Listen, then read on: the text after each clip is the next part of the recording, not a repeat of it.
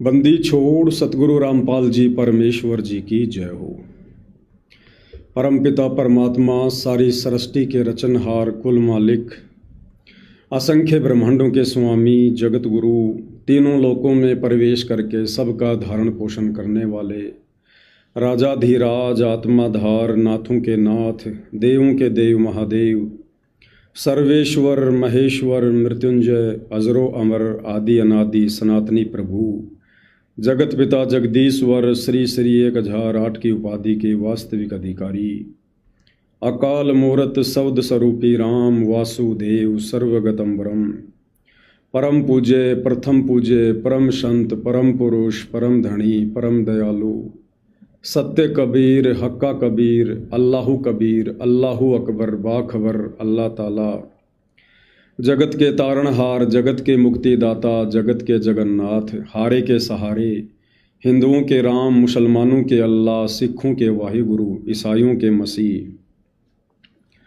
दया के सागर दयानिधि करुणा के सागर करुणानिधि स्वयंभू परिभू संकट मोचन कष्ट हरण मंगल करण दुख भंजन अविगत कबीर निर्विकार निर्विषम परमात्मा अलय अलेख सतगुरु आदि अनादि सतगुरु असली मर्यादा पुरुषोत्तम असली राम असली कृष्ण असली घनश्याम असली मुरारी राजाओं के राजा महाराजाओं के महाराजा शहंशाहों के शहंशाह सम्राटों के सम्राट भगवानों के भगवान अल्लाहों के अल्लाह प्रभुओं के प्रभु मसीहाओं के मसीह सच्चे वाहिगुरु बाबाओं के बाबा पीरों के पीर सेठों के सेठ जगत सेठ सावड़सा सेठ सर्वगुण संपन्न अनंत कोटि कलाओं के स्वामी अनंत कोटि ब्रह्मांडों के नायक योगियों में महायोगी ध्यानियों में महाध्यानी सिद्धों में परम सिद्ध ज्ञानियों में तत्व ज्ञानी ब्रह्म ज्ञानी महाज्ञानी परम ज्ञानी सर्वश्रेष्ठ ज्ञानी विज्ञानी युवा कबीर समर्थ कबीर असमवात अमित ओजा सच्चे रहनुमा करीम अल्लाह सुभान अल्लाह दुनिया के अंतिम पैगंबर 8 सितंबर 1951 से गांव धनाना जिला सोनीपत हरियाणा भारतवर्ष की पावन भूमि पे प्रकट रियल कल्कि भगवान श्री नारायण साकार हरि श्री बाबा साहिब नूर अनंत परमात्मा सच्चे दरवेश सच्चे बाखबर संत श्रोमणी सतगुरु रामपाल जी परमेश्वर जी के चरण कमल में दास का अनंत कोटि दंडवत प्रणाम। सत्साई भाई और बहनों, बहुत बड़ी दया बहुत बड़ी मेहर पूज्य गुरुदेव भगवान की परमेश्वर रामपाल जी की जिनके शुभ आशीर्वाद से विशेष आशीर्वाद से इस कलयुग की बिचली पीढ़ी में हमें ये शास्त्र अनुकूल सत भक्ति मिली है। हमें सदियों उपरांत पूर्ण ब्रह्म परमेश्वर साक्षात कबीर देव जी के धरती पर दर्शन हुए हैं। हमें उनकी शरण प्राप्त हुई है। भाई और बहनों, वैसे तो परमपिता परमेश्वर सतगुरु रामपाल जी ने दास को निमित्त बना के दास को खड़ा करके एक छोटी सी सेवा एक सेवा का टुकड़ा दास की झोली में डाल के दास के ऊपर भी बहुत बड़ा महाउपकार किया और दास के माध्यम से आप सभी परमात्मा चाहने वाली आत्माओं तक भी 11 वर्षों तक संदेशे भिजवाए। आज पूज्य गुरुदेव भगवान अपने मिशन को समाप्त करके हिसार जेल से बाहर हैं। ऐसे में आप और हमारी वो जिम्मेदारी समाप्त हो जाती है जो जिम्मेदारी उनकी गैर हाजिरी में उन्होंने स्वयं निभाने के लिए हमें दी थी। अब आगे हमारी जिम्मेदारी केवल मर्यादाओं में रहकर गुरुदेव की भक्ति को संपूर्ण करना है। तो भाइयों और बहनों, ज्ञान गंगा पुस्तक के ऊपर वीडियो बनाने की श्रृंखला जारी है और काफ़ी वीडियो बन चुके हैं, आप जी देख भी रहे हैं। तो अब आप और हम भाई बहनों ने जो परमेश्वर की विशेष आत्माओं की श्रेणी में हैं और परमेश्वर की विशेष आत्मा वो होती हैं जो गुरु रूप में आए हुए कबीर परमेश्वर जी को साक्षात परमेश्वर मानकर और अपनी आत्मा के कल्याण के लिए हर प्रकार से संघर्ष करते हुए मर्यादाओं में रहते हुए भक्ति करते हैं। तो ऐसी आत्मा धरती पर चंद ही हैं, ऐसी आत्माओं की भीड़ नहीं हुआ करती है। तो भाइयों और बहनों, यदि आप साध संगति से जुड़े हुए हैं और आप सत्सेवक भगत की श्रेणी में हैं, तो अब आगे परमपिता परमेश्वर जिस प्रकार से हम आत्माओं को भक्ति मार्ग पर चलाएंगे, अपनी प्रेरणा से, अपने आशीर्वाद से, यदि आप अभी तक तमाम मर्यादाओं को निभाते आए हैं और साध संगति के तमाम वीडियो देखते आए हैं, तो ही भाई और बहनों आगे की जो प्रोसीजर है इस भक्ति की वो आपको समझ में आएगी।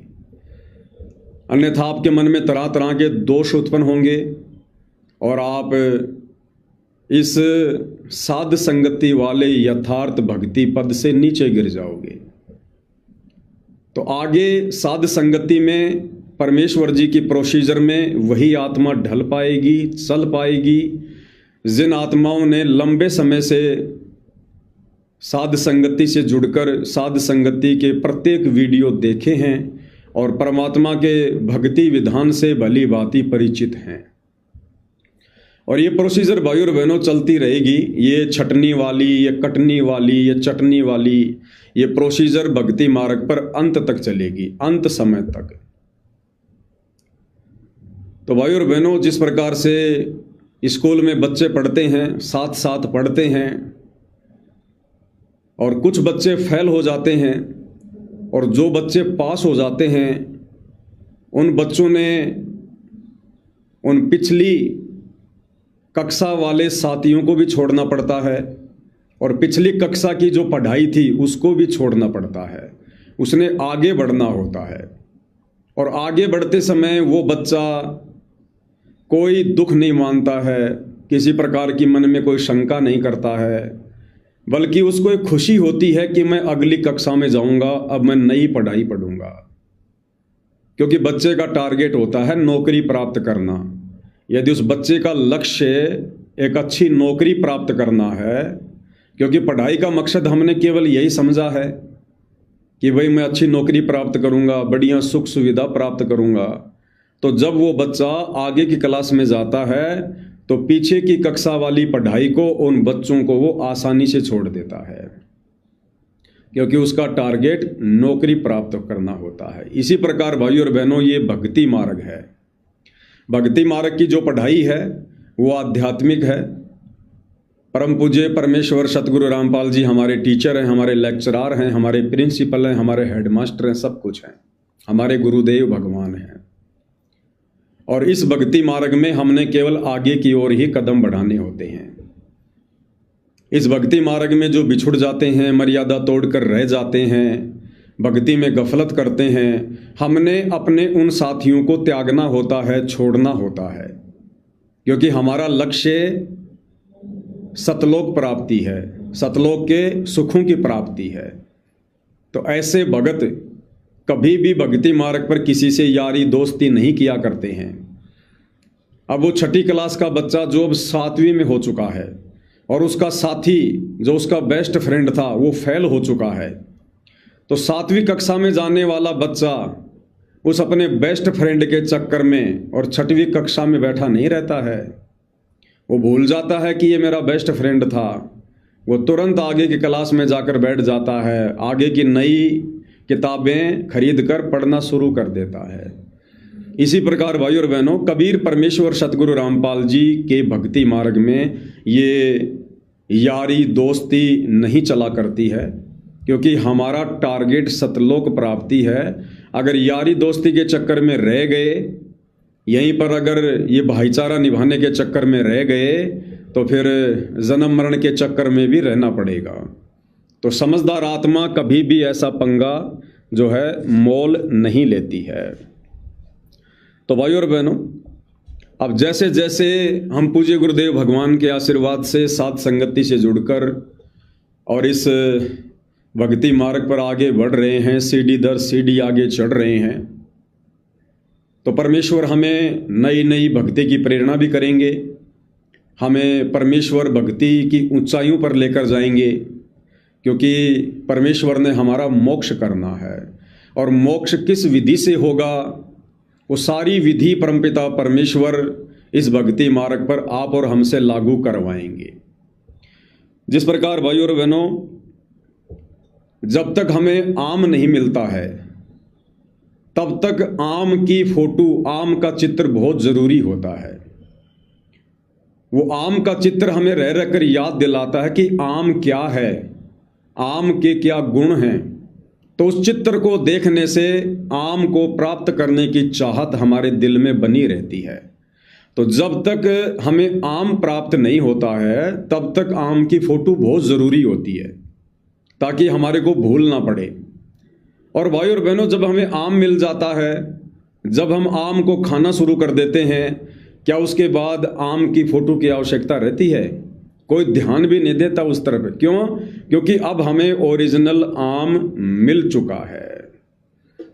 ठीक इसी प्रकार भाई और बहनों, अब गुरुदेव भगवान के आशीर्वाद से हम भक्ति के अगले पायदान पर जा रहे हैं और अब हमने शब्द रूप में अपने पूज्य गुरुदेव भगवान की पूजा प्रारंभ करनी होगी, शब्द रूप में। और शब्द रूप में अपने गुरुदेव भगवान को अपने घर पर, अपने घट में विराजमान समझकर अब आप और हम भाई बहनों ने पूज्य गुरुदेव भगवान की उन तमाम फोटोओं का परित्याग करना पड़ेगा, उन फोटोओं को हमने त्यागना पड़ेगा। क्योंकि अब हमें पता चल चुका है, किसी और को पता लगा या ना लगा, लेकिन जो भाई बहन साध संगति से जुड़े हैं अब उन्हें तो भली भांति पता चल चुका है कि ये आत्मा सदियों से, युगों से जिस परमपिता परमेश्वर सारी सृष्टि के रचनहार कबीर देव भगवान की तड़प में, कशक में, उसकी चाहत में, उसकी प्राप्ति में तड़प रही थी, लग रही थी। अब वो कबीर परमात्मा इस कलयुग की बिचली पीढ़ी में 8 सितंबर 1951 के दिन गांव धनाना, जिला सोनीपत, हरियाणा, भारतवर्ष की पवित्र भूमि पर प्रकट हो चुका है। और वो कबीर देव भगवान हमें पूज्य गुरुदेव भगवान के रूप में मिल चुके हैं। और पूज्य गुरुदेव भगवान कोई आम इंसान नहीं है, कोई व्यक्ति नहीं है, कोई साधु संत या महात्मा जैसा हम सोचते हैं, मानते हैं, वो नहीं है। संत की, महात्मा की, साधु की केवल भूमिका करते हैं परमात्मा, हमारे निकट आने के लिए, हमें ज्ञान समझाने के लिए। तो हमें पता चल चुका है कि आज धरती पर साक्षात कबीर भगवान हमारे पूज्य गुरुदेव हैं। तो भाई और बहनों, अब हमने उनकी फोटों की कोई आवश्यकता नहीं है किसी भी प्रकार की। और वैसे भी आप जी देख रहे हैं भाई और बहनों, ये जो एआई है, जब से एआई आई है तब से गुरुदेव भगवान के स्वरूप को बिगाड़ दिया गया है। आपको पता ही नहीं चलेगा कि गुरुदेव के ओरिजिनल चरण है या नहीं है, गुरुदेव का ओरिजिनल चेहरा है या नहीं है, ये शरीर गुरुदेव भगवान का ओरिजिनल है या नहीं है, जिस शरीर में वो लीला कर रहे हैं। एआई से आप उनके कपड़े भी चेंज कर सकते हो, आप उनका चेहरा भी चेंज कर सकते हो, आप उनके सर पर साफा लगा दो, आप उनको पगड़ी पहना दो, मुकुट पहना दो, उनके चरणों में जो मर्जी जूते पहना दो, चप्पल पहना दो, तरह तरह की शर्ट पहना दो, कुछ पता नहीं चलता एआई से। और एआई का जोर आजकल भगत समाज में सोशल मीडिया पर बड़े जोर शोर से है। आपको सोशल मीडिया पर सतगुरु रामपाल जी की ओरिजिनल फोटो इतनी नहीं मिलेंगी जितनी आपको एआई से बना बना के डाली गई फोटोओं के दर्शन होंगे। तो वही हम किसके दर्शन कर रहे हैं, हम किसके आगे दंडवत कर रहे हैं? तो भाई और बहनों, ये काल आगे से आगे अपनी चाल चलता है, तो कबीर परमात्मा सतगुरु रामपाल जी भी आगे से आगे इसकी चाल को काटते रहते हैं। अभी कुछ ही दिन पहले कुछ भगत भाई बहनों ने थोड़ी सी गलती कर दी। ठीक है, अपने गुरुदेव भगवान को दूध से स्नान करवाना कोई गलत बात नहीं है। आने वाले समय में साक्षात यदि मौका मिला, गुरुदेव भगवान ने मौका दिया, तो साक्षात उनको सारी दुनिया के सामने लाइव चलाएंगे यही मीडिया चैनल वाले, जो आज से पहले गुरुदेव भगवान के खिलाफ उल्टी खबरें निकाला करते थे भ्रमित होकर कि संत रामपाल जी को दूध से नहलाया जाता था, फिर उस दूध की खीर बनाई जाती थी, फिर भक्तों में बांटी जाती थी। तो आने वाले समय में यदि गुरुदेव भगवान ने मौका दिया तो साक्षात पूरी दुनिया के सामने इन्हीं टीवी चैनलों पर, और यही लोग करेंगे कवरेज, लाइव चलाएंगे ये टीवी चैनल वाले, और साक्षात उनको दूध से नहलाया जाएगा। लेकिन साक्षात कुछ भगत भाई बहनों ने थोड़ी सी गलती कर दी, हालांकि उनके भाव अच्छे थे, श्रद्धा गुरुदेव के चरणों में थी, उनका मकसद कोई ऐसा नहीं था पाखंड फैलाने का, और जो उन्होंने किया उसको पाखंड नहीं कह सकते, वो श्रद्धा थी, और श्रद्धा भाई और बहनों अंधी होती है। लेकिन फिर भी हम पूज्य गुरुदेव भगवान की उन श्रेष्ठतम आत्माओं में से हैं जिनको परमेश्वर ने 25 साल की अपनी जो तपस्या है, जो संघर्ष है, उसमें छांट के साध संगत के रूप में साइड में किया है। तो हमने थोड़ा बुद्धि विवेक का इस्तेमाल जरूर करना चाहिए था। हमने उस थाल में गुरुदेव भगवान की फोटो को नहीं रखना चाहिए था। हाँ, वैसे यदि हम अपने गुरुदेव भगवान को शब्द रूप में उस थाल में विराजमान करके उनसे प्रार्थना करके, और यदि फिर ऊपर से हम दूध डालते तो फिर कोई दिक्कत नहीं थी। और दास ने बहुत पहले वीडियो बनाकर कह भी दिया था कि भाई जब आने वाले समय में वो समय आएगा और जब गुरुदेव भगवान साक्षात हम सबके सामने होंगे, उस समय उनको दूध से भी नहलाया जाएगा, और उसी दूध की फिर खीर बनाई जाएगी, और उसी खीर को फिर ये पूरी दुनिया उंगली चाट चाट के खाएगी, उंगली चाट चाट के, क्योंकि उस समय तक सबको पता चल जाएगा कि ये क्या परम शक्ति है। तो कहने का मतलब भाई और बहनों, हमने भावनाओं में बिल्कुल भी नहीं बहना है।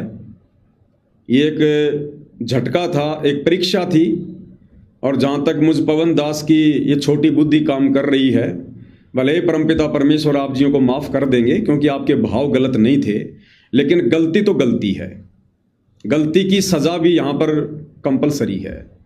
तो इस गलती की सज़ा यही है कि कम से कम आप साध संगति से 1 साल पीछे चले गए।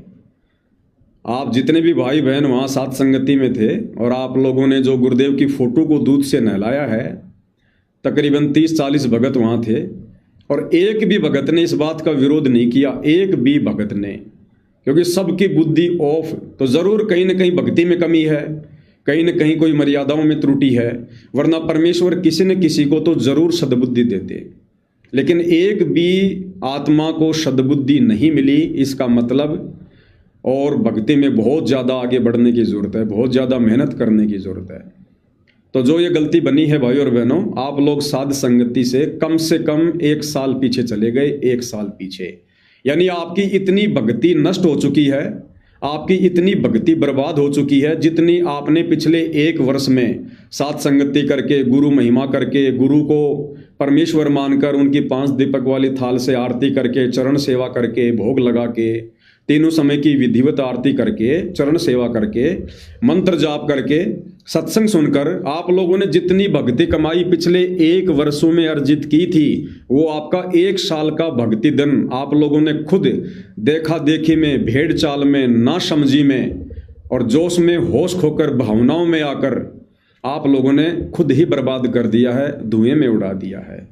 अब इतनी मेहनत आप लोगों को और करनी पड़ेगी। तो भाई और बहनों, ये परमेश्वर का मार्ग है। इस मार्ग में ये यारी दोस्ती नहीं चला करती है, ये देखा देखी नहीं चला करती है, भेड़ चाल नहीं चला करती है।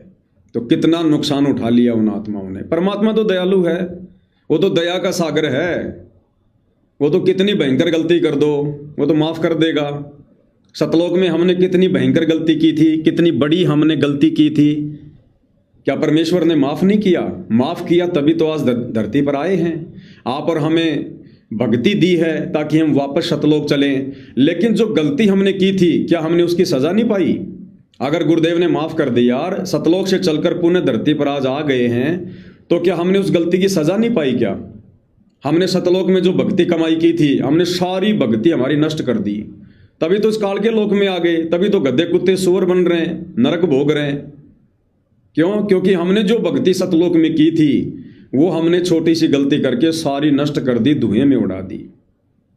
तो इसी प्रकार भाई और बहनों, ये परमात्मा तो दयालु है, आपकी श्रद्धा को देखकर आप लोगों को माफ़ भी कर देगा। लेकिन जो भक्ति कमाई आप लोगों ने नष्ट की है, उसके लिए तो भाई और बहनों आपने फिर से मेहनत करनी पड़ेगी। देखो होता क्या है, पिछले 11 वर्षों से परमात्मा ने हर वो संदेशा दिलवा दिया, हर वो जानकारी दिलवा दी, ताकि हम कहीं धोखा ना खाएं। अब जैसे गुरुदेव भगवान अपने प्रवचनों में कहते हैं कि बच्चों, तुम ये ना सोचना कि अपनी भक्ति कमाई से तुम पार हो जाओगे।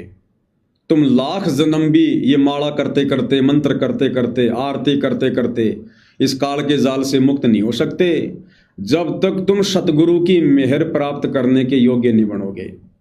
जब तक तुम अपने गुरुदेव को प्रसन्न नहीं करोगे तब तक तुम सतलोक नहीं जा सकते। चाहे कितनी भक्ति कर लो, कितना दान कर लो, कितने पाठ करवा दो, कितनी ज्योतियां करवा दो, चाहे रात दिन गुरुदेव के चरणों में क्यों ना लेटे रहो, उसके लिए क्या करना पड़ेगा? इन बातां के पाइए कर सतगुरु नजर निहाल, और राजी कर सतगुरु रूठे नू। हमने सतगुरुदेव भगवान को नजर निहाल करना पड़ेगा, उनको प्रसन्न करना पड़ेगा, खुश करना पड़ेगा, तब वो अपनी मेहर बख्शेंगे, हमें ग्रेस मार्ग देंगे। तो सतगुरु को प्रसन्न करने के लिए आप और हम भाई बहन साध संगति से जुड़कर ये तमाम भक्ति क्रियाएं कर रहे हैं, जिन भक्ति क्रियाओं के बाकी भगत समाज आसपास भी नहीं है, उनके शौपन में भी ये बातें नहीं हैं। हम पिछले कई वर्षों से गुरुदेव को वो भक्ति क्रिया कर करके उनको साक्षात पूर्ण ब्रह्म परमेश्वर मानकर घर घर में विराजमान करके, ज्ञान को आधार बना के, मर्यादाओं के लिए संघर्ष करके, उनकी आरती उतार के, उनको भोग लगा के, दूध से उनके चरण धो धो के हम उनको प्रसन्न तो कर रहे हैं ताकि गुरुदेव भगवान की मेहर हमारे ऊपर बरसे, उनका विशेष आशीर्वाद मिले और गुरुदेव प्रसन्न हो। और अगर गुरुदेव प्रसन्न होंगे तो फिर तुम कर दो पल में पार हो जा रजा थारी, 1 सेकंड में परमात्मा सतलोक में बैठा देगा। तो सोचिएगा भाइयों और बहनों, हम इतने वर्षों से अपने गुरुजी को प्रसन्न करने के लिए ये सारी भक्ति क्रिया कर रहे थे, और उनको प्रसन्न करने के लिए हमने कितनी मेहनत करनी पड़ रही है, कितना संघर्ष करना पड़ रहा है। और यदि वही गुरु हमारी किसी बात से अगर नाराज हो जाए तो क्या होगा? सोचिए, आप और हमने कितनी भक्ति कमाई करनी पड़ रही है गुरु जी को प्रसन्न करने के लिए, और वही गुरु यदि हमारी किसी कमजोरी से, किसी बात से अगर जरा सा नाराज हो जाए तो सोचो हमारी कितनी भक्ति कमाई नष्ट होगी, और दोबारा से उस गुरु को प्रसन्न करने में हमारे को कितना समय लगेगा। तो भाई और बहनों, लगभग 1 साल पीछे आप जितने भी भाई बहन सांजापुर की साथ संगति में गए थे, और जिन जिन भाई बहनों ने गुरुदेव को दूध से नहलाने वाली, यानी फोटो के ऊपर दूध डालकर गुरुदेव को नहलाने वाली जो गलती की है, 1 साल पीछे सभी भाई बहन जा चुके हैं। अब ये आप लोगों की आगे भाई, आप किस प्रकार से उस गलती का पश्चाताप करते हैं, किस प्रकार से आप अपने गुरुदेव के आगे नाक रगड़ रगड़ के उनके चरण धो धो के पीते हैं, उनसे माफ़ी मांगते हैं, ये आप भाई बहनों के ऊपर है।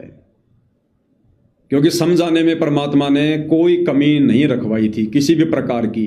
11 साल से गला खराब हो गया। ये जो दास 3 तीर 4 मुकदमे अपने ऊपर लेके बैठा बेवजह, जो जेल काट के आया है, लोगों के ये लठ खाए हैं, गालियां खाई हैं, और आज एक आतंकवादी जैसा जीवन जी रहे हैं। ये क्यों? ये आप भाई बहनों तक संदेशा पहुंचाने के लिए। और उसके बावजूद भी यदि आप गलती करोगे, भेड़ चाल में चलोगे, आंख बंद करके एक दूसरे सत्सेवक के ऊपर विश्वास करोगे कि सत्सेवक है तो सही करेगा, ये किसी के माथे पे थोड़ी लिखा हुआ है, तो भाई उस गलती की सजा भी मिलती है। फिर वो गलती चाहे मैं करूं चाहे आप करो, परमात्मा के लिए सभी आत्माएं बराबर हैं। परमात्मा कोई भेदभाव किसी प्रकार का नहीं करता है। तो भाई और बहनों, इसलिए परमात्मा अपनी वाणियों में कहते हैं, ये संसार विघन की घाटी कोई निकलेगा बिरला सूर। ऐसे धीरे धीरे धीरे धीरे छटनी होती जाएगी साथ संगत में। ये परमात्मा भीड़ का ग्राहक नहीं है, कौड़ियों का ग्राहक नहीं है। ये परमात्मा 24 कैरेट सोना बनाकर लेकर जाएगा, 24 कैरेट सोना, और बजा बजा के देखेगा, ठोक ठोक के। जैसे गुरुदेव कहते हैं ना, हम कुम्हार के वहां से एक मटका लेके आते हैं 50 रुपए का, और 50 रुपए के मटके को हम कोई 50 बार टोले मार मार के बजा बजा के देखते हैं, कहीं से ये कच्चा तो नहीं है, फूटा टूटा तो नहीं है, कोई तरेड़ तो नहीं चल रही है, तब वो 50 रुपए का मटका खरीदते हैं। तो ये भगवान सतलोक के लिए आत्माओं को ऐसे खरीद लेगा क्या? ऐसे ले जाएगा क्या आंख बंद करके? ये तो घण की चोट मार मार के, घण की चोट मार मार के चेक करेगा परमात्मा। गरीब कच्चा हीरा किरच हो नहीं सह घनमार, ऐसा ये मन हो रहा लेखा लेकर तार। तो ऐसे ही आत्मा धीरे धीरे धीरे धीरे भक्ति मार्ग से छटती जाएंगी। और चंद आत्माएं, बहुत ही कम आत्माएं होती हैं भाई और बहनों, जो इस काल के लोक से गुरु जी के साक्षात धरती पर रहते सहते अपना पूर्ण मोक्ष करवा पाती हैं। तो बाकी भाई बहनों को, बाकी जितने भी भाई बहन हैं साध संगत में, उनको कितना सावधान रहने की ज़रूरत है, कितना सचेत रहने की ज़रूरत है अब आगे। क्योंकि काल सबको बजा बजा के देखेगा, सबको बजा बजा के। ये सोच लो गुरुजी नहीं बजा रहे, गुरुजी तो बैठे हैं, मोला बैठा मोर्चे और देखे जन की भेड़। मोला बैठा मोर्चे और देखे जन की भेड़, द्वादश कोटि यम किंकर जहां वहां एक नाम की खैड़। परमात्मा तो साइड में बैठकर देख रहा है, वो तो परीक्षा ले रहा है, हमें ठोक बजाकर ये काल देख रहा है। क्योंकि जो भी काम हुआ वो काल प्रेरणा से होता है, काल प्रेरणा से ये मन करवाता है। जल्दबाजी में, जल्दबाजी का काम शैतान का होता है, भगत का नहीं होता है। तो भाई और बहनों, अब आगे की प्रोसीजर आप लोग कैसे समझ पाओगे? जब अभी ताज़ा ताज़ा आपकी परीक्षा हुई और उसमें आप लोग भेड़ चाल में चल दिए, तो आज परमात्मा आगे का जो संदेशा दिलवा रहे हैं उसको आप कैसे पकड़ पाओगे? और अगर मन में रत्ती भर भी दोष आ गया तो मार खा जाओगे। तो भाई और बहनों, अब आगे की जो प्रोसीजर है वो अपने गुरुदेव भगवान को, जो कि साक्षात परमेश्वर हैं, पूर्ण ब्रह्म परमेश्वर हैं, अब हमने उनकी शब्द रूप में ही पूजा करनी है। आज से पहले हम केवल शब्द रूप में मान रहे थे कि हमारे गुरुजी शब्द स्वरूपी राम है, लेकिन हम उनको शब्द रूप में पूज नहीं रहे थे। देखो, ये जो बुद्धि है ना जीव की, ये धीरे धीरे खुलती है, वो धीरे धीरे खुलती है। परमात्मा सीढ़ी दर सीढ़ी भगत को आगे बढ़ाता है, क्योंकि हमारी एक कैपेसिटी है, हमारी एक औकात है। अगर उससे ज़्यादा परमात्मा दे देगा तो हम सहन नहीं कर पाएंगे। जैसे एक मटका है, एक मटके की लिमिट है कि उसमें कितना पानी आएगा। अगर उससे ज़्यादा पानी उस मटके में डालोगे तो वो बूंद बूंद करके, और वो जो पानी है वो बाहर निकलेगा ही निकलेगा, इसमें कोई दो राय नहीं है। तो परमात्मा जब उचित समझेंगे उस हिसाब से धीरे धीरे और ये संदेश भक्ति मार्ग के दिलवाएंगे और लागू करवाएंगे। अब भाई और बहनों, वैसे तो आप जियों को पता चल गया होगा, हिसार जेल से बाहर आने के बाद गुरुदेव भगवान की जो लीला चल रही है आपको सब समझ में आ गया होगा।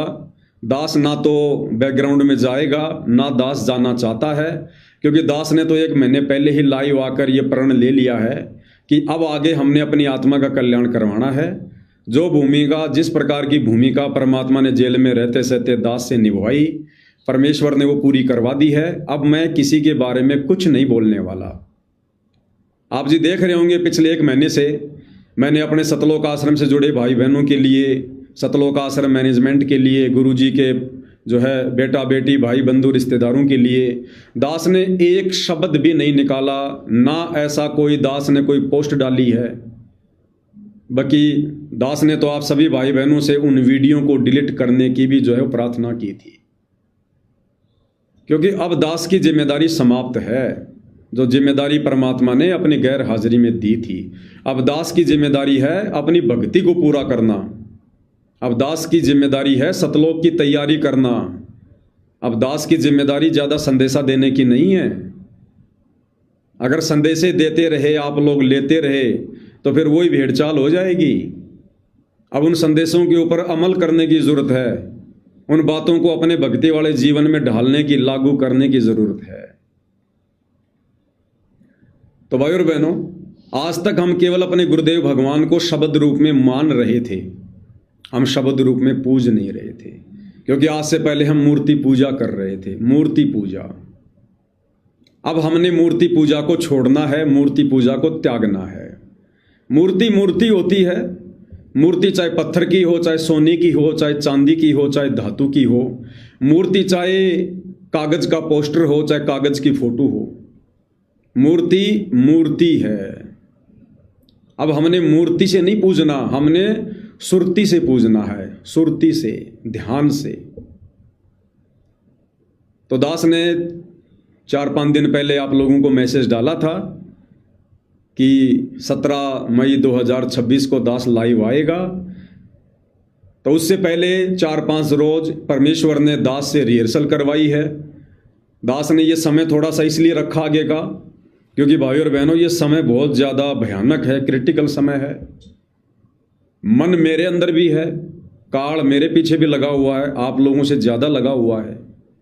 तो दास ने 4-5 दिन का समय, क्योंकि जब मुझे ये प्रेरणा हुई तो दास ने गुरुदेव को दंडवत प्रणाम करके और 4-5 दिन का समय लिया कि परमात्मा, दास 2 कोटि का जीव है, हो सकता है ये काल प्रेरणा हो, और अब जो समय है वो बहुत ज़्यादा सोच समझकर, बहुत ही ध्यानपूर्वक एक एक कदम भक्ति मार्ग पर आगे रखने का है। तो दास ने गुरुदेव से अर्ज की, प्रार्थना की कि परमेश्वर, दास से कुछ भी गलत हो जाए इस भक्ति मार्ग पर, हो नहीं जाए, अगर कुछ गलत होना हो आपके भक्ति मार्ग पर, उससे पहले परमात्मा मेरे तो प्राण निकाल देना, इस दास की टिकट काट देना यहां से। अगर कुछ गलत होना हो तो उससे पहले ही दास की टिकट काट देना, क्योंकि अब यदि इस भक्ति मार्ग पर आपकी इतनी पहचान होने के बाद अगर गलती हो गई तो परमात्मा फिर जी नहीं पाएंगे, फिर अपने आप को कभी फिर माफ नहीं कर पाएंगे, अपनी नजरों से गिर जाएंगे फिर। तो 4-5 दिन का दास ने गुरुदेव भगवान से समय लिया कि पहले दास अपने घर पर इस बात की रिहर्सल करेगा, क्या अनुभव है, उसके बाद दास आगे संगत को संदेशा देगा।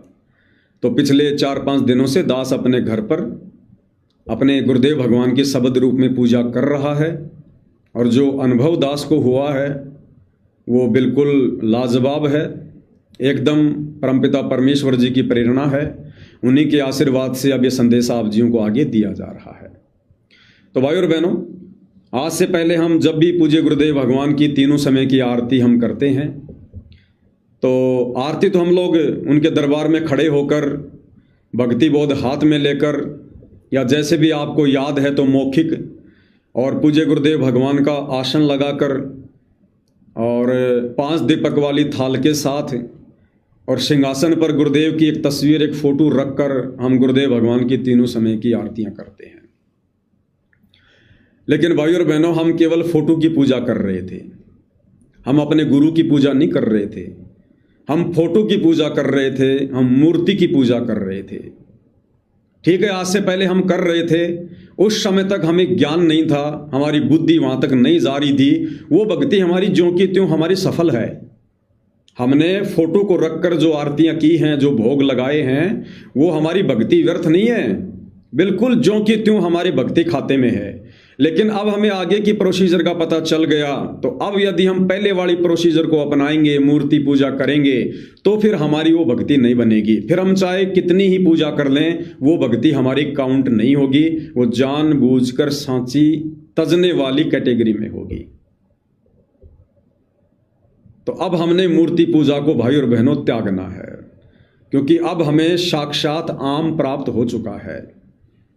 जब तक आम नहीं होता है तब तक आम की फोटो को देखना, आम की फोटो को अपने पास में रखना जरूरी होता है, ताकि याद बनी रहे और आम की जो है प्राप्ति की चाहत बनी रहे। और जिस दिन आम मिल जाता है उसके बाद फोटो की कोई आवश्यकता नहीं है, फिर तो आम खाओ, आम के मिठास का आनंद लो, फिर तो दूसरों को बताओ कि भाई आम के ये गुण हैं, वास्तव में आम इतना मीठा होता है, इतना आनंद आता है आम को खाने से। फिर फोटो को हाथ में लेकर लहराने से कोई फायदा नहीं, जिसने आम खा लिया, जिसने आम प्राप्त कर लिया। ठीक इसी प्रकार भाई और बहनों, हमारे पूज्य गुरुदेव भगवान साक्षात कबीर परमात्मा हैं। इनकी तलाश में, इनके तड़प में हम युगों से भटक रहे थे। जिसने जैसी फोटो, जिसने जैसी मूर्ति हमें इनकी पकड़ा दी कि ये भगवान है, ये परमात्मा है, उसी को हमने पूजना शुरू कर दिया। अब कलयुग की बिचली पीढ़ी है, परमात्मा ने सर्व धर्मशास्त्रों से सारा भेद निकाल के दे दिया है, साक्षात खुद धरती पर प्रकट हैं, हम उनकी शरण में हैं। अब हमने फोटो से कोई लेना देना नहीं है, अब हमने शब्द की पूजा करनी है, शब्द की, सुरती से, ध्यान से। तो आज के बाद आपको केवल संदेशा दे रहा हूं, ये कोई ज़बरदस्ती थोपना नहीं है, कोई आदेश मत समझ लेना इसको। और मैं पवन दास यदि आप जियों को कह रहा हूं तो आपने मानना ही पड़ेगा, ऐसा भी मत मान लेना बिल्कुल भी, वरना ये भी देखा देखी हो जाएगी, भेड़ चाल हो जाएगी। जिस प्रकार मुझे खुद मेरे गुरुदेव भगवान ने प्रेरणा की, यानी मेरे गुरु जी का आदेश हुआ कि बेटा अब इन फोटों को हटा दे और शब्द रूप में ध्यान लगा, शब्द रूप में पूजा कर, तो मैंने डायरेक्ट अपने गुरुदेव की उस प्रेरणा को, उस आदेश को लागू नहीं किया। मैंने अपने गुरुदेव से प्रार्थना करके 5 दिन का समय मांगा कि परमात्मा हो सकता है ये मेरी परीक्षा हो, जल्दबाजी में कैसे मैं कोई फैसला ले लूं।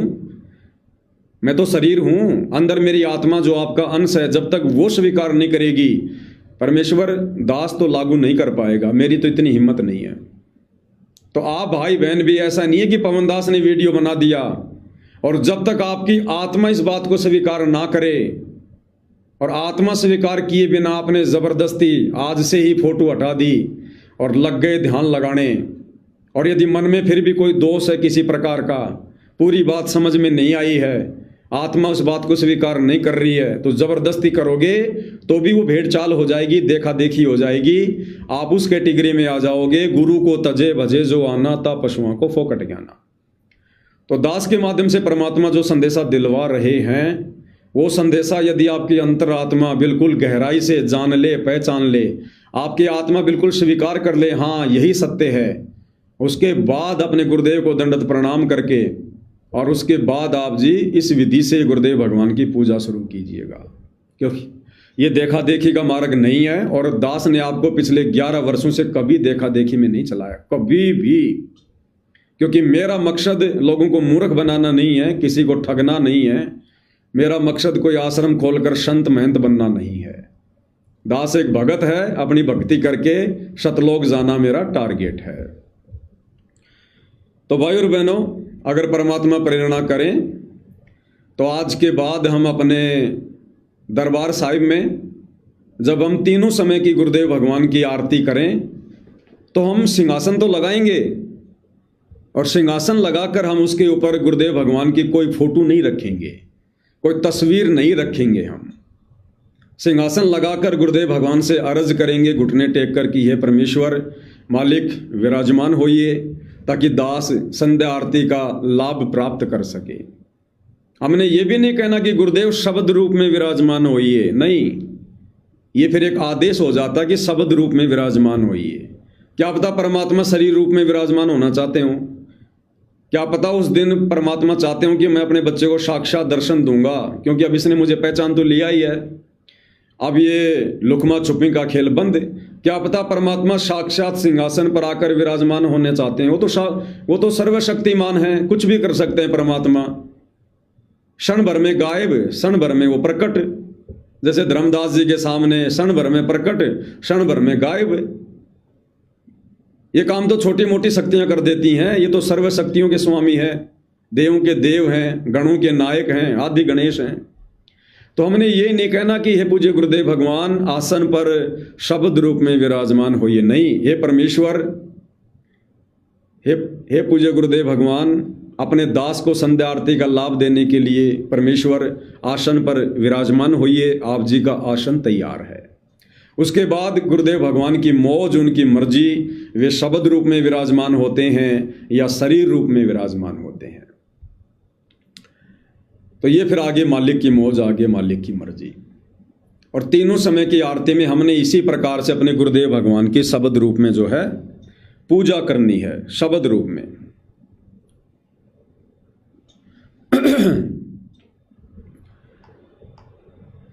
अब भाइयों और बहनों, होगा क्या, आज से पहले जैसे हम गुरुदेव भगवान की फोटो रखा करते थे, तस्वीर रखा करते थे, यदि हम साध संगति से जुड़े भाई बहन अपने पूज्य गुरुदेव सतगुरु रामपाल जी को अपने घर पर अगर शब्द रूप में विराजमान मानकर जो सिंहासन हम लगाते हैं, आसन हम लगाते हैं, अगर उस सिंहासन पर हम अपने गुरुदेव को शब्द रूप में विराजमान मानकर अगर हम उनकी आरती उतार रहे हैं, तो फिर फोटो रखने की क्या आवश्यकता है। अगर आपने ये मान लिया कि मेरे गुरुदेव भगवान इस आसन पर शब्द रूप में विराजमान हैं, तो फिर फोटो की क्या आवश्यकता है? फिर फोटो का क्या मतलब रह गया? फिर जब गुरु जी साक्षात शब्द रूप में विराजमान हैं तो फिर फोटो का क्या मतलब है? और यदि हम फोटो रख रहे हैं तो फिर शब्द रूप में विराजमान कहां से हो जाएंगे? यदि हम फोटो रख रहे हैं तो फिर हम शब्द रूप में कहां मान रहे हैं? और जब तक हम सिंहासन पर फोटो रखकर गुरुदेव की आरती उतारेंगे या गुरुदेव को भोग लगाएंगे या चरण सेवा करेंगे तो भाइयों और बहनों, हमारा ध्यान उस फोटो के ऊपर ही केंद्रित रहता है।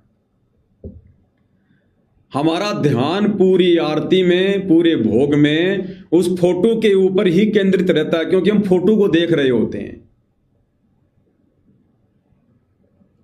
और जब हमारा ध्यान फोटो के ऊपर केंद्रित होता है तो गुरुदेव के शब्द रूप पर हमारा ध्यान नहीं जाता। हमें गुरुदेव भगवान साक्षात बैठे हुए दिखाई नहीं देते। फिर तो अब हमने शब्द रूप में आगे गुरुदेव भगवान की पूजा करनी है। देखो, ये हमारे विश्वास के ऊपर है, ये हमारी भक्ति के ऊपर है, हमारी श्रद्धा के ऊपर है। ये तो सक्षम है भाइयों और बहनों।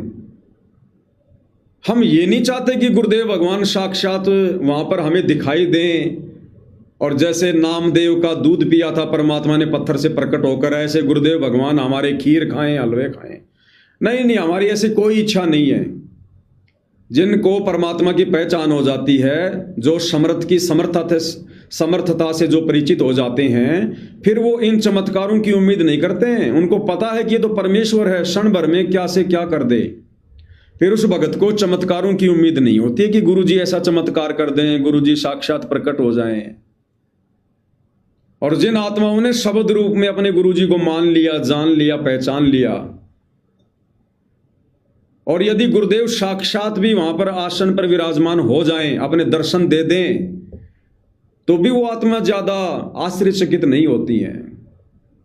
मान लीजिए हम अब अपने गुरुदेव भगवान को शब्द रूप में विराजमान करके आज से हमने उनकी फोटोएं हटा दी और हम अपने गुरुदेव को जब भी आरती करेंगे, भोग लगाएंगे, चरण सेवा करेंगे, हम उनको शब्द रूप में विराजमान मानकर और हम आरती कर रहे हैं, भोग लगा रहे हैं। और यदि अचानक से गुरुदेव भगवान ने अपना स्वरूप दिखा दिया, आसन पर बैठे हुए दिखाई दिए, और उस समय यदि किसी आत्मा की आंखों में आंसू आ गए, यदि किसी ने तुरंत दंडोत प्रणाम किया, आत्म विभोर हो गए, ओहो गुरुजी गुरुजी गुरुजी, तो भी वो भगत फैल है। इसका मतलब तो शरीर रूप को मान रहा था, शरीर को देखते ही तू आत्म विभोर हो गया, आश्चर्यचकित हो गया, और पहले कह रहा था कि मेरे गुरुजी शब्द रूप में बैठे हैं। यानी जो वास्तविक रूप है गुरु का, शब्द रूप, हमने उस पर विश्वास करना है। अगर गुरुजी शरीर रूप में अगर आसन पर विराजमान दिखाई भी दे गए तो हमने ज्यादा आश्चर्यचकित होने की जरूरत नहीं है, हमने विशेष भाव दिखाने की जरूरत नहीं है। फिर तो हम गुरुजी को शब्द रूप में कम और शरीर रूप में ज्यादा महत्व दे रहे हैं। जो दिखाई दे गए तो हम सावधान हो गए, और नहीं दिखाई दे रहे थे शब्द रूप में तो हम नॉर्मली सब कुछ कर रहे थे। तो भाइयों और बहनों, जिन आत्माओं ने सतलोक जाना है उनको पूरी तरह से तैयार होना पड़ेगा। अपने गुरु को शब्द रूप में ही मानना पड़ेगा और अपने साथ मानना पड़ेगा। वो गुरुदेव की मौज, गुरुदेव की मर्जी, वो क्षण भर में शब्द रूप में भी आ जाएंगे, क्षण भर में शरीर रूप में भी दिखाई दे जाएंगे। हमारे लिए तो दोनों रूप एक जैसे हैं, सेम हैं। हमने ज्यादा आश्चर्यचकित होने की आवश्यकता नहीं है। अगर कभी परमात्मा ऐसा भी कोई चमत्कार कर दे तो ध्यान रख लेना। तो अब हमने अपने गुरुदेव भगवान की जो फोटोएं हैं, उन फोटोओं को हमने ससम्मान हमने उन फोटोओं को अपने घर पर कहीं रख देना है, या हमने उन फोटोओं को बहते हुए जल में जल प्रवाह कर देना है। केवल एक फोटो रख लो अपने दरबार में, केवल एक फोटो रख लो कहीं भी, लेकिन गुरुदेव के बेड पर मत रखो, गुरुदेव के आसन पर मत रखो। दर्शन के लिए एक फोटो कहीं भी रख लो, एक फोटो अपनी रसोई में रख लो, जहाँ पर आप जी भोजन भंडारा बनाते हो। एक फ़ोटो अपने दरबार में कहीं कोई दीवार पर, कहीं कोई टेबल पे रख लो, कोई दिक्कत नहीं है। लेकिन जहाँ हमारा पूजा स्थल है, जहाँ हमारा दरबार है, जहाँ गुरुदेव का आसन लगा हुआ है, जहाँ गुरुदेव का बेड लगा हुआ है, उस बेड के ऊपर, उस दरबार साहिब में किसी प्रकार की कोई फ़ोटो हमने गुरुदेव भगवान की नहीं रखनी है। ना तीनों समय की आरती के समय, ना भोग लगाते समय, ना चरण सेवा करते समय हमने गुरुदेव की कोई फ़ोटो आसन पर नहीं रखनी है। केवल आसन आसन लगाएंगे, सिंहासन सिंहासन लगाएंगे। उसके ऊपर हम चवर भी करेंगे, उसके ऊपर हम यदि गर्मी है तो पंखा भी करेंगे। हम गुरुदेव भगवान की 5 दीपक वाली थाल से आरती भी उतारेंगे। उनके सामने भोग रखकर हम उनसे प्रार्थना भी करेंगे। लेकिन अब हम मूर्ति पूजा नहीं करेंगे, क्योंकि हमारे गुरुदेव शब्द स्वरूपी राम हैं और इनका जो असली रूप है वो शब्द है। हम हैं शब्द, शब्द हम माही, हमसे भिन्न और कछु नाही। और शब्द रूप में ही ये परमात्मा हमें यहाँ से सतलोक लेकर जाएंगे। तो हमने अभी से वो रिहर्सल करनी है। हम नित्य नियम में पढ़ते हैं, गरीब ऐसा सतगुरु हम मिल्या, शब्द समाना होए, शब्द समाना होए। यानी हमें ऐसे सतगुरुदेव भगवान मिले हैं जिनका शब्द रूप है। तो भाई और बहनों, फिर फोटो की क्या आवश्यकता है? अब हमने इन आंखों से देखकर भक्ति नहीं बनानी है। अब हमने अंतर आत्मा की आंखों से, सुरती की आंखों से, अब हमने ध्यान से अपने गुरुदेव के दर्शन करने हैं। जैसे अब हम फोटो को हटाकर गुरुदेव भगवान का आसन लगाकर गुरुदेव से घुटने टेक कर प्रार्थना करेंगे कि हे गुरुदेव भगवान, अपने इस दास को, अपनी दासी को संध्या आरती का लाभ दीजिए। परमपिता परमेश्वर, हे मालिक, आप जी का आसन तैयार है, आप जी विराजमान होइए गुरुदेव भगवान। और उसके बाद भाई और बहनों, जैसा दास का अनुभव है, उसके बाद जब हम चाहे गुरुदेव पर चवर करेंगे, या हम पूज्य गुरुदेव भगवान पर पंखा करेंगे, या हम गुरुदेव भगवान की 5 दीपक वाली थाल से आरती उतारेंगे। अब भाई और बहनों, ऑटोमेटिक, क्योंकि ये प्रोसीजर मुझ पवनदास की नहीं है। पवनदास तो केवल एक निमित्त है। ये समय समय पर परमात्मा ही लागू करवाता है। तो अब वो समय आ गया, हमारी जो स्टेज है अब गुरु को शब्द रूप में पूजने के योग्य हो चुकी है। अब शब्द रूप में पूजने के योग्य हो चुकी है। तो संदेशा परमात्मा ही दिलवा रहे हैं, और ये उन्हीं आत्माओं के गले उतरेगा जो आत्माएं अभी अधिकारी हैं, जिनका आत्माओं को परमात्मा लगातार तैयार कर रहे हैं। तो जब हम गुरुदेव भगवान की शब्द रूप में आरती उतारेंगे, तो भाई और बहनों, अब हमारा ध्यान, हमारी जो कल्पनाओं में क्या होगा कि जैसे साक्षात गुरुदेव भगवान आसन पर विराजमान है।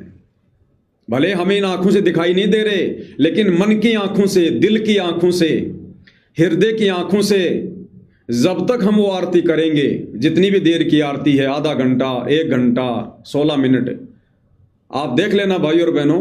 अगर मान लीजिए हम सुबह का नित्य नियम कर रहे हैं, सुबह का नित्य नियम तकरीबन हमारा 1 घंटे तक चलता है। 1 घंटे में भाई और बहनों, दास ने पिछले 4-5 दिनों में जो अनुभव किया है, मुश्किल से 2 मिनट बीच बीच का समय निकाल के, मुश्किल से 2 मिनट यदि मेरा ध्यान कहीं गया हो इधर उधर की बातों पर और कहीं पर, तो बात अलग है। बाकी 58 मिनट मेरा ध्यान आसन के ऊपर टिका रहा, और जो हृदय की आंखें हैं वो यही देख रही थी कि गुरुदेव भगवान साक्षात विराजमान है। अब वो आप भाई बहनों की अपनी उन कल्पनाओं के ऊपर है, आप किस रूप में अपने गुरुदेव को आसन पर विराजमान मान रहे हैं, किन कपड़ों में मान रहे हैं, किस स्थिति में मान रहे हैं। जैसे हम दिन भर में गुरुदेव के बहुत सारे वीडियो देखते हैं, लोगों से मिलते हैं, आशीर्वाद देते हैं, जैसा भी है, आप उस रूप में मान सकते हैं कि मेरे गुरुदेव भगवान जो है सफ़ेद शर्ट में और सफ़ेद पैंट में, जैसे आज मैंने गुरुदेव को देखा यूट्यूब पर, लोगों को आशीर्वाद दे रहे थे, पीठ थपथपा रहे थे, तो आप उस रूप की कल्पना कर सकते हैं कि उस रूप में, उन कपड़ों में मेरे पूज्य गुरुदेव भगवान सामने आसन पर विराजमान हैं और मुझे आशीर्वाद दे रहे हैं। परमेश्वर इस मुद्रा में मुझे आशीर्वाद दे रहे हैं। आप ये कल्पना कर सकते हैं कि मेरे पूज्य गुरुदेव भगवान जो है वो कुर्ते पायजामे में बैठे हैं, आप ये कल्पना कर सकते हैं कि मेरे पूज्य गुरुदेव भगवान सामने सिंहासन पर जो है मुकुट धारण करके बैठे हुए हैं। आप कैसे भी कल्पना कर सकते हैं। उसी कल्पना में परमात्मा आपको सामने हृदय वाली आंखों से बैठे हुए दिखाई देंगे। तो ये क्या है भाइयों और बहनों, ये है असल में सार शब्द। ये है सार शब्द। सार शब्द क्या होता है? सार शब्द को जाप थोड़ी है, कोई मंत्र थोड़ी है। सार शब्द का मतलब होता है हर समय अपने भगवान का चिंतन। इन आंखों को यदि कुछ दिखाई दे तो केवल गुरु दिखाई दे, क्योंकि ये केवल गुरु नहीं है, ये ओरिजिनल रूप है। कबीर परमेश्वर जी का ओरिजिनल रूप है। कबीरा दर्शन साधु का मुख पे बसे सुहाग, और दर्शन उन्हीं को होते हैं जिनके पूर्ण भाग। अब परमात्मा के दर्शन सबको थोड़ी होते हैं। तो ये जो रूप है, जो अपने तेज पुंज के उस तेजोमय रूप को कबीर परमात्मा हल्का करके और पूज्य गुरुदेव जी के नाम से धरती पर प्रकट हैं, ये ओरिजिनल रूप है, ये शब्द रूप है गुरुदेव का। तो हम कितना अपने गुरुदेव के चरणों में ध्यान लगा सकते हैं, हम लगातार अपने गुरुदेव को हम कितना ध्यान में रख सकते हैं, ये सार शब्द की कमाई है। सार शब्द आत्मा को उसी समय गुरु उपलब्ध करवाता है जिस समय वो आत्मा संसार से लगभग हट जाती है। उसका ध्यान, उसका चिंतन सांसारिक लोगों पर ना होकर, सांसारिक बातों में ना होकर अपने गुरुदेव पर टिक जाए। तो हम कितना सुरती लगा सकते हैं गुरुदेव में, हम कितना ध्यान लगा सकते हैं, हम कितनी सुरती टिका के रख सकते हैं। जितनी देर हम आरती करेंगे, भोग लगाएंगे, हमारा ध्यान, जब हम पहले फोटो रखकर भोग लगाते थे, आरती करते थे, हम सब जानते हैं कि हमारा ध्यान कहीं न कहीं भटक जाता था। सामने हम थाली भी घुमा रहे हैं, सामने फोटो भी रखी है, और इधर उधर की बातों में हमारा दिमाग दौड़ जाता था। कहीं और की बातें, कोई और जगह के बारे में हम सोचने लग जाते थे।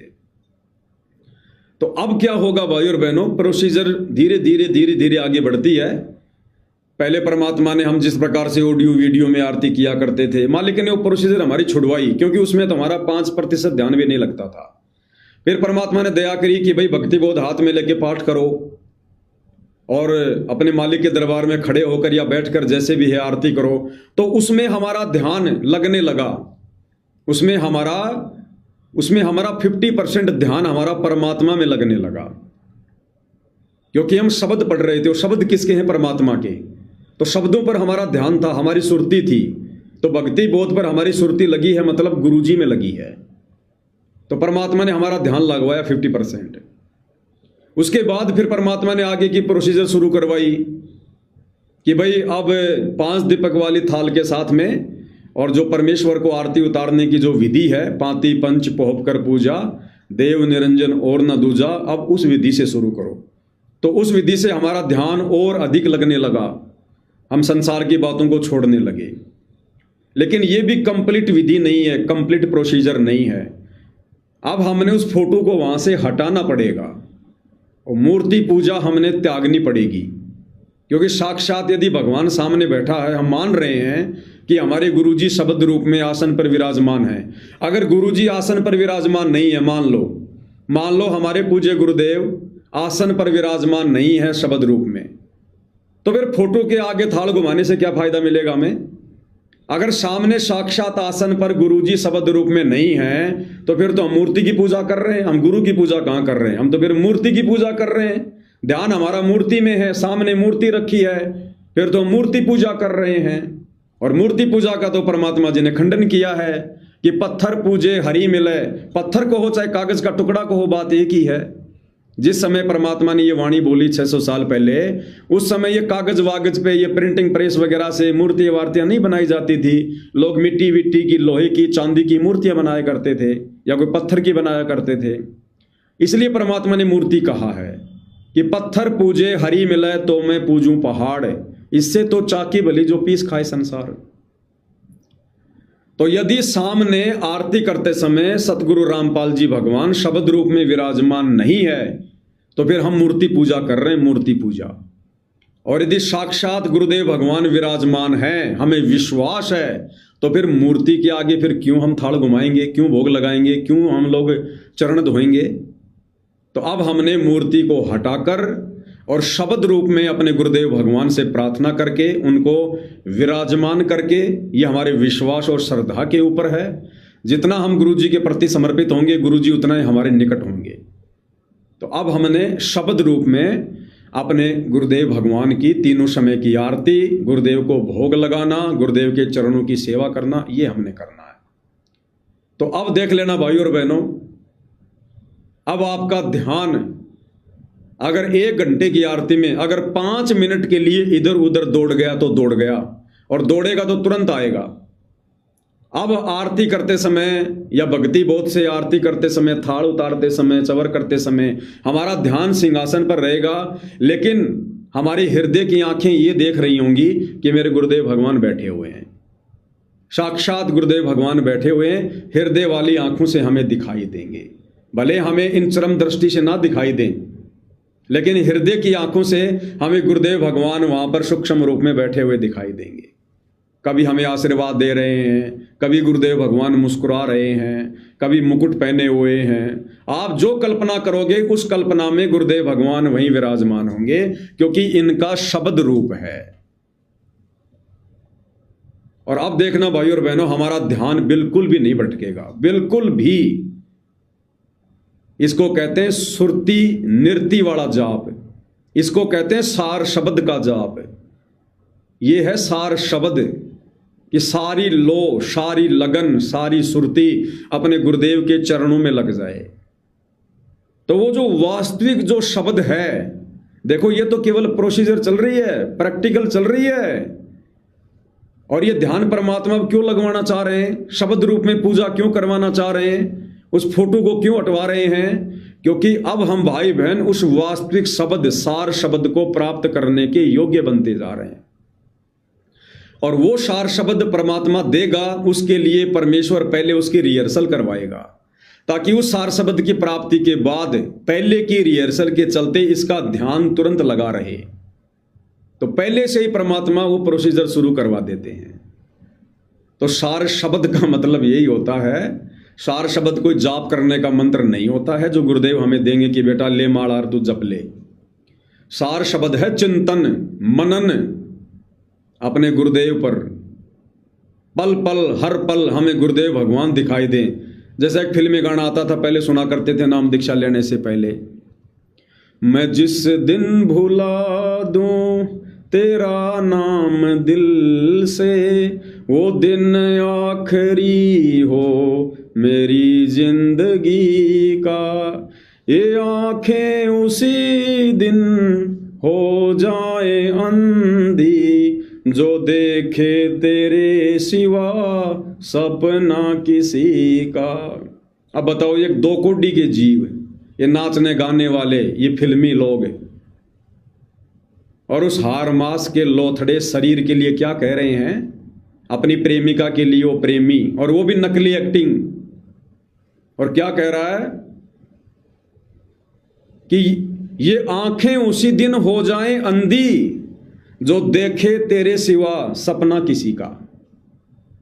कि हे मेरी प्रेमिका, जिस दिन मैंने इन आंखों से, प्यार भरी नजरों से किसी और को देख लिया तेरे अलावा, भगवान मेरी आंखें फोड़ दे। अब 24 घंटे उस हार्ड मास के टट्टी पेशाब के कोथड़े को, उस प्रेमिका को देख के उसको क्या मिलेगा।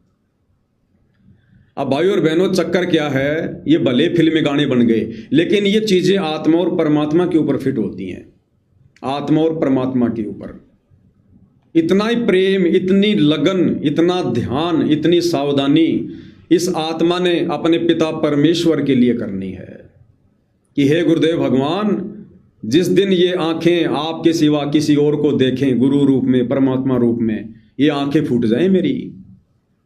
तो भाई और बहनों, सार शब्द की प्राप्ति परमात्मा उसी समय करवाता है जिस समय इस आत्मा को संसार में अपने गुरु के अलावा और कुछ भी दिखाई ना दे, गुरु की भक्ति के अलावा कुछ भी दिखाई ना दे, ना किसी प्रकार की कोई मान बढ़ाई हो, ना कोई स्तुति या महिमा की चाहत हो, ना कोई भाईचारा निभाना हो, ना कोई रिश्तेदारी निभानी हो, ना संसार की किसी चीज़ की इच्छा हो, ना डिमांड हो, ना कोई बड़ा मकान बनाने की, कोई कोठी बनाने की, कोई बड़ी कार खरीदने की, कोई दिखावा करने की, और ना ही संसार में जीने की। जब किसी प्रकार की कोई चाहत नहीं होती है, समाप्त हो जाती है, केवल मजबूरी में दिन काट रहा होता है, उस समय परमात्मा फिर इस आत्मा को सार शब्द प्राप्त करवाता है। यानी सार शब्द का मतलब है गुरुदेव भगवान हमें अपने वास्तविक सतलोक में बैठे हुए तेजोमय शरीर के दर्शन करवा देंगे। यहीं पर बैठे बैठे, जैसे सौपन में हम क्या क्या देख लेते हैं, ऐसे परमात्मा बैठे बैठे अपने सामने बैठा कर कि बेटा देख, तेरा गुरु ही है, जो भी कुछ है संसार में सब कुछ, बाकी सब झूठ है। यहाँ पर तेरे गुरु के अलावा सब झूठ है, यहाँ पर सब मिथ्या है, सब पाखंड है। तो फिर उस भगत का ध्यान पल पल हर क्षण अपने गुरुदेव भगवान के चरणों में होगा। तो वो रिहर्सल परमात्मा अपनी विशेष आत्माओं से पहले करवा देते हैं, सार शब्द की प्राप्ति से पूर्व है। तो अब भाई और बहनों, हमने मूर्ति पूजा को छोड़ना है। ठीक है, जब तक हमारे पूज्य गुरुदेव भगवान धरती पर हैं, शरीर रूप में है, हमारे लिए परम पूजनीय है, परम आदरणीय है, परम सम्माननीय है। लेकिन भाई और बहनों, एक चीज ध्यान रखना, साध संगति से जुड़े भाई बहन जो पूर्णतया मर्यादा में रहकर भक्ति कर रहे हैं, मैं सबके लिए नहीं कह रहा। कोई ये सोचे कि मैं तो साध संगति से जुड़ा हुआ हूं, नहीं। सबको अपने अपने पैमाने का पता है, अपनी अपनी भक्ति का, अपनी अपनी मर्यादाओं को सबको पता है। कौन कितना मर्यादा में है, कौन कितना विकारों से दूर है, कौन कितना संसार में घुसा हुआ है, कौन कितना भक्ति और भगवान के प्रति समर्पित है। ये साध संगति से जुड़े प्रत्येक भाई बहन को अपनी औकात का पता है।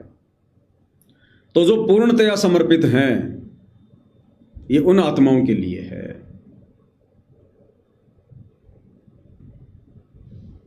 तो दास क्या कहना चाह रहा था?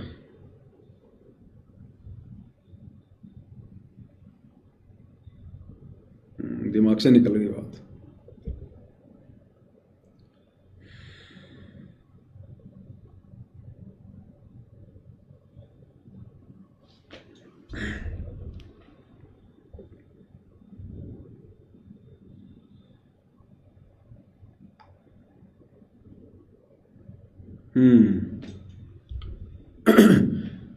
तो दास मालिक के आशीर्वाद से यह कहना चाह रहा था, यदि आप पूर्णतया अपने गुरुदेव भगवान के प्रति समर्पित हैं और यदि आपका लक्ष्य केवल सतलोक की प्राप्ति है, बाकी सब आपको फीका फीका सा लग रहा है,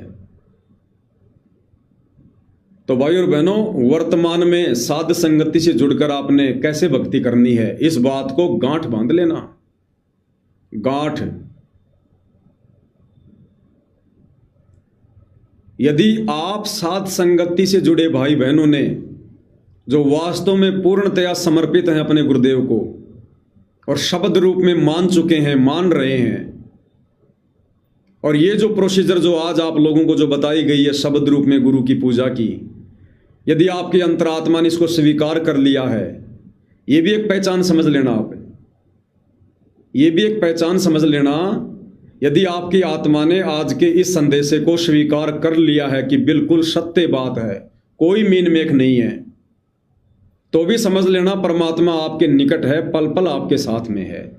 वो चाहे शाजापुर में गई हुई आत्माएं क्यों ना हो, उन आत्माओं को भी समझ लेना परमात्मा साथ में है और परमेश्वर ने उनको माफ कर दिया है। यदि आज का संदेशा सुनकर उनको किसी प्रकार का कोई यदि कोई बुरा ना लगा हो, यदि कुछ गलत बात ना लगी हो और यदि उनकी आत्माओं ने स्वीकार कर लिया हो, तो समझ लेना ये एक इस बात का संकेत है कि गुरुदेव भगवान ने आप सभी आत्माओं को आपकी प्रार्थना पर माफ कर दिया है। तो इस प्रकार से अपने गुरु को शब्द रूप में पूर्ण परमात्मा मानकर और जो इस भक्ति मार्ग पर साध संगति से जुड़कर आगे बढ़ रहे हैं, अब उन आत्माओं के लिए आगे क्या है? यदि उन आत्माओं ने अपने गुरुजी को अगर कहीं और मान लिया अपने अलावा कि मेरे गुरुजी किसी आश्रम में बैठे हुए हैं, मेरे गुरुजी कहीं और बैठे हुए हैं, और शब्द रूप में अपने घर पर पूजा कर रहे हैं और फिर भी कह रहे हैं कि गुरुजी वहां बैठे हुए हैं, और यदि उन आत्माओं को जरा भी चाहत होगी कि गुरुजी कभी तो मिलेंगे, गुरुजी कभी तो दर्शन देंगे, गुरुजी कभी तो हमें आश्रम में बुलाएंगे, या गुरुजी कभी तो आश्रम से हमारे घर आएंगे, या गुरुजी कभी तो साध संगति में आएंगे। अगर शब्द रूप में गुरु की पूजा शुरू करने के बाद यदि किसी भी साध संगति से जुड़ी आत्मा के मन में इस प्रकार का विचार आ गया कि मेरे गुरुजी आश्रम में हैं, या मेरे गुरुजी कभी आएंगे, या मैं कभी अपने गुरुजी के पास जाऊंगा, तो भी समझ लेना आपकी भक्ति नहीं चल रही है। आपको उस शब्द रूप वाली पूजा का कोई लाभ नहीं मिलेगा किसी भी प्रकार का।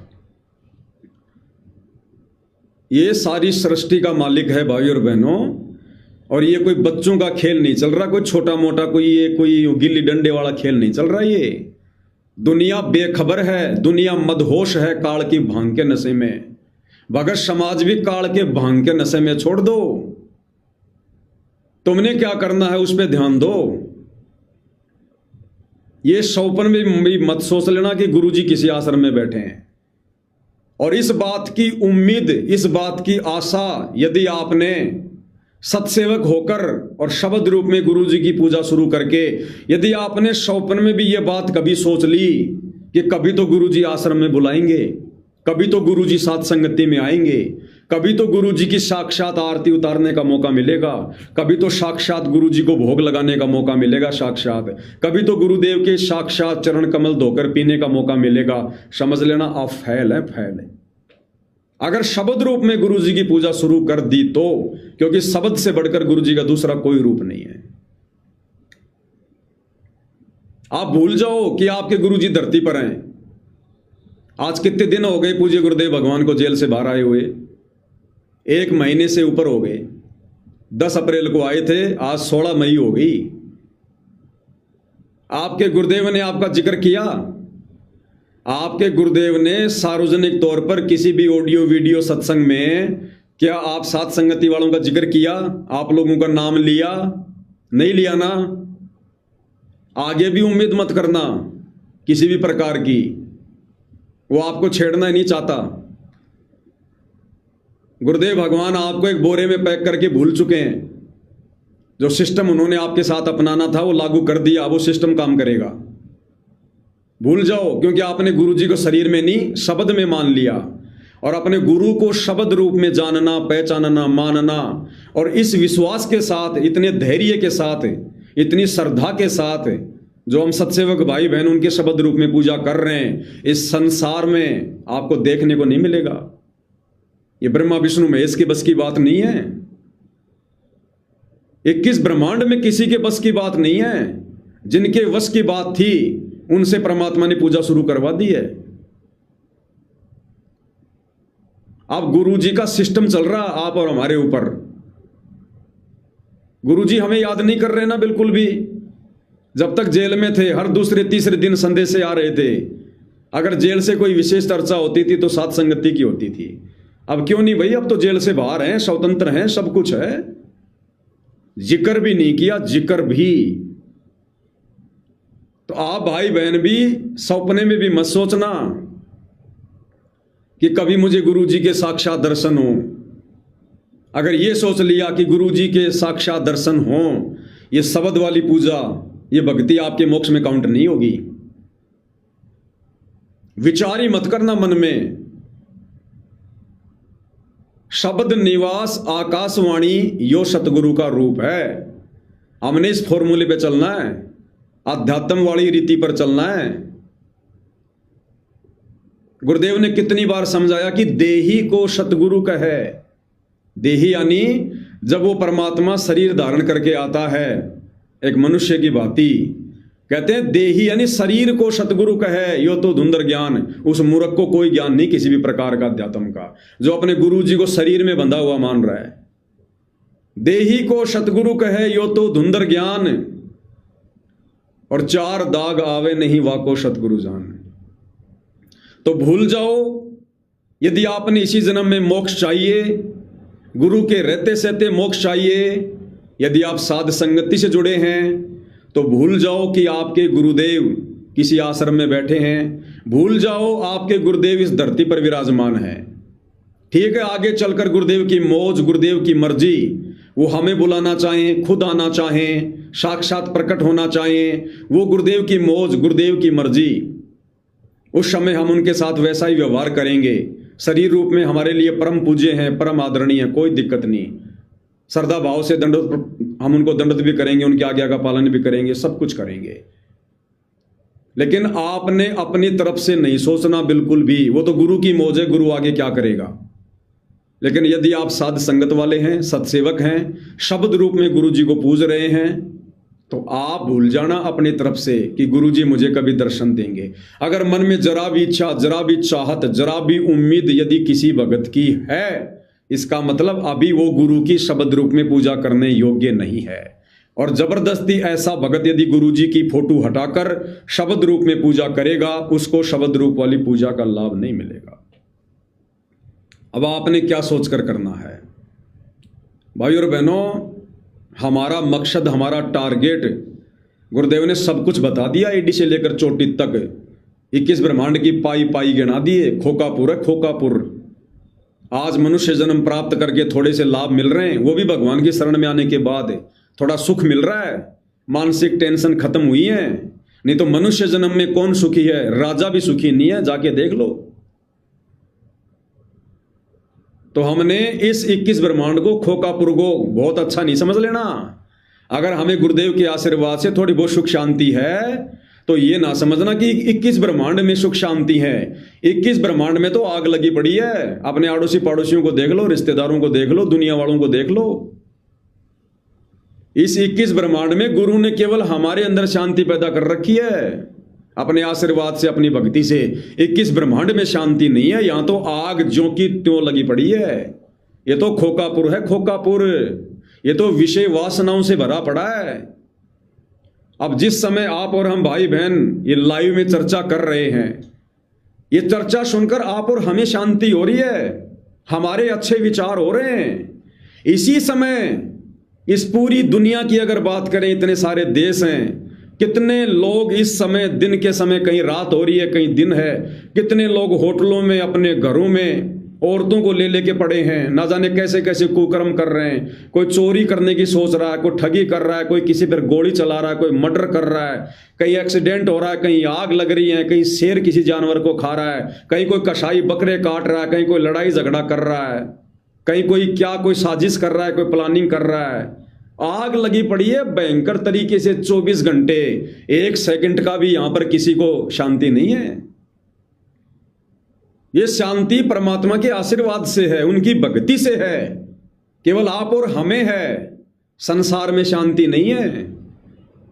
जिस प्रकार भयंकर गर्मी का महीना है, जून का महीना, और आप जिस कमरे में बैठे हैं उस कमरे में आपने एसी लगा रखी है, और उस एसी में बैठकर हम बढ़िया हो जाते हैं, बिल्कुल शांत।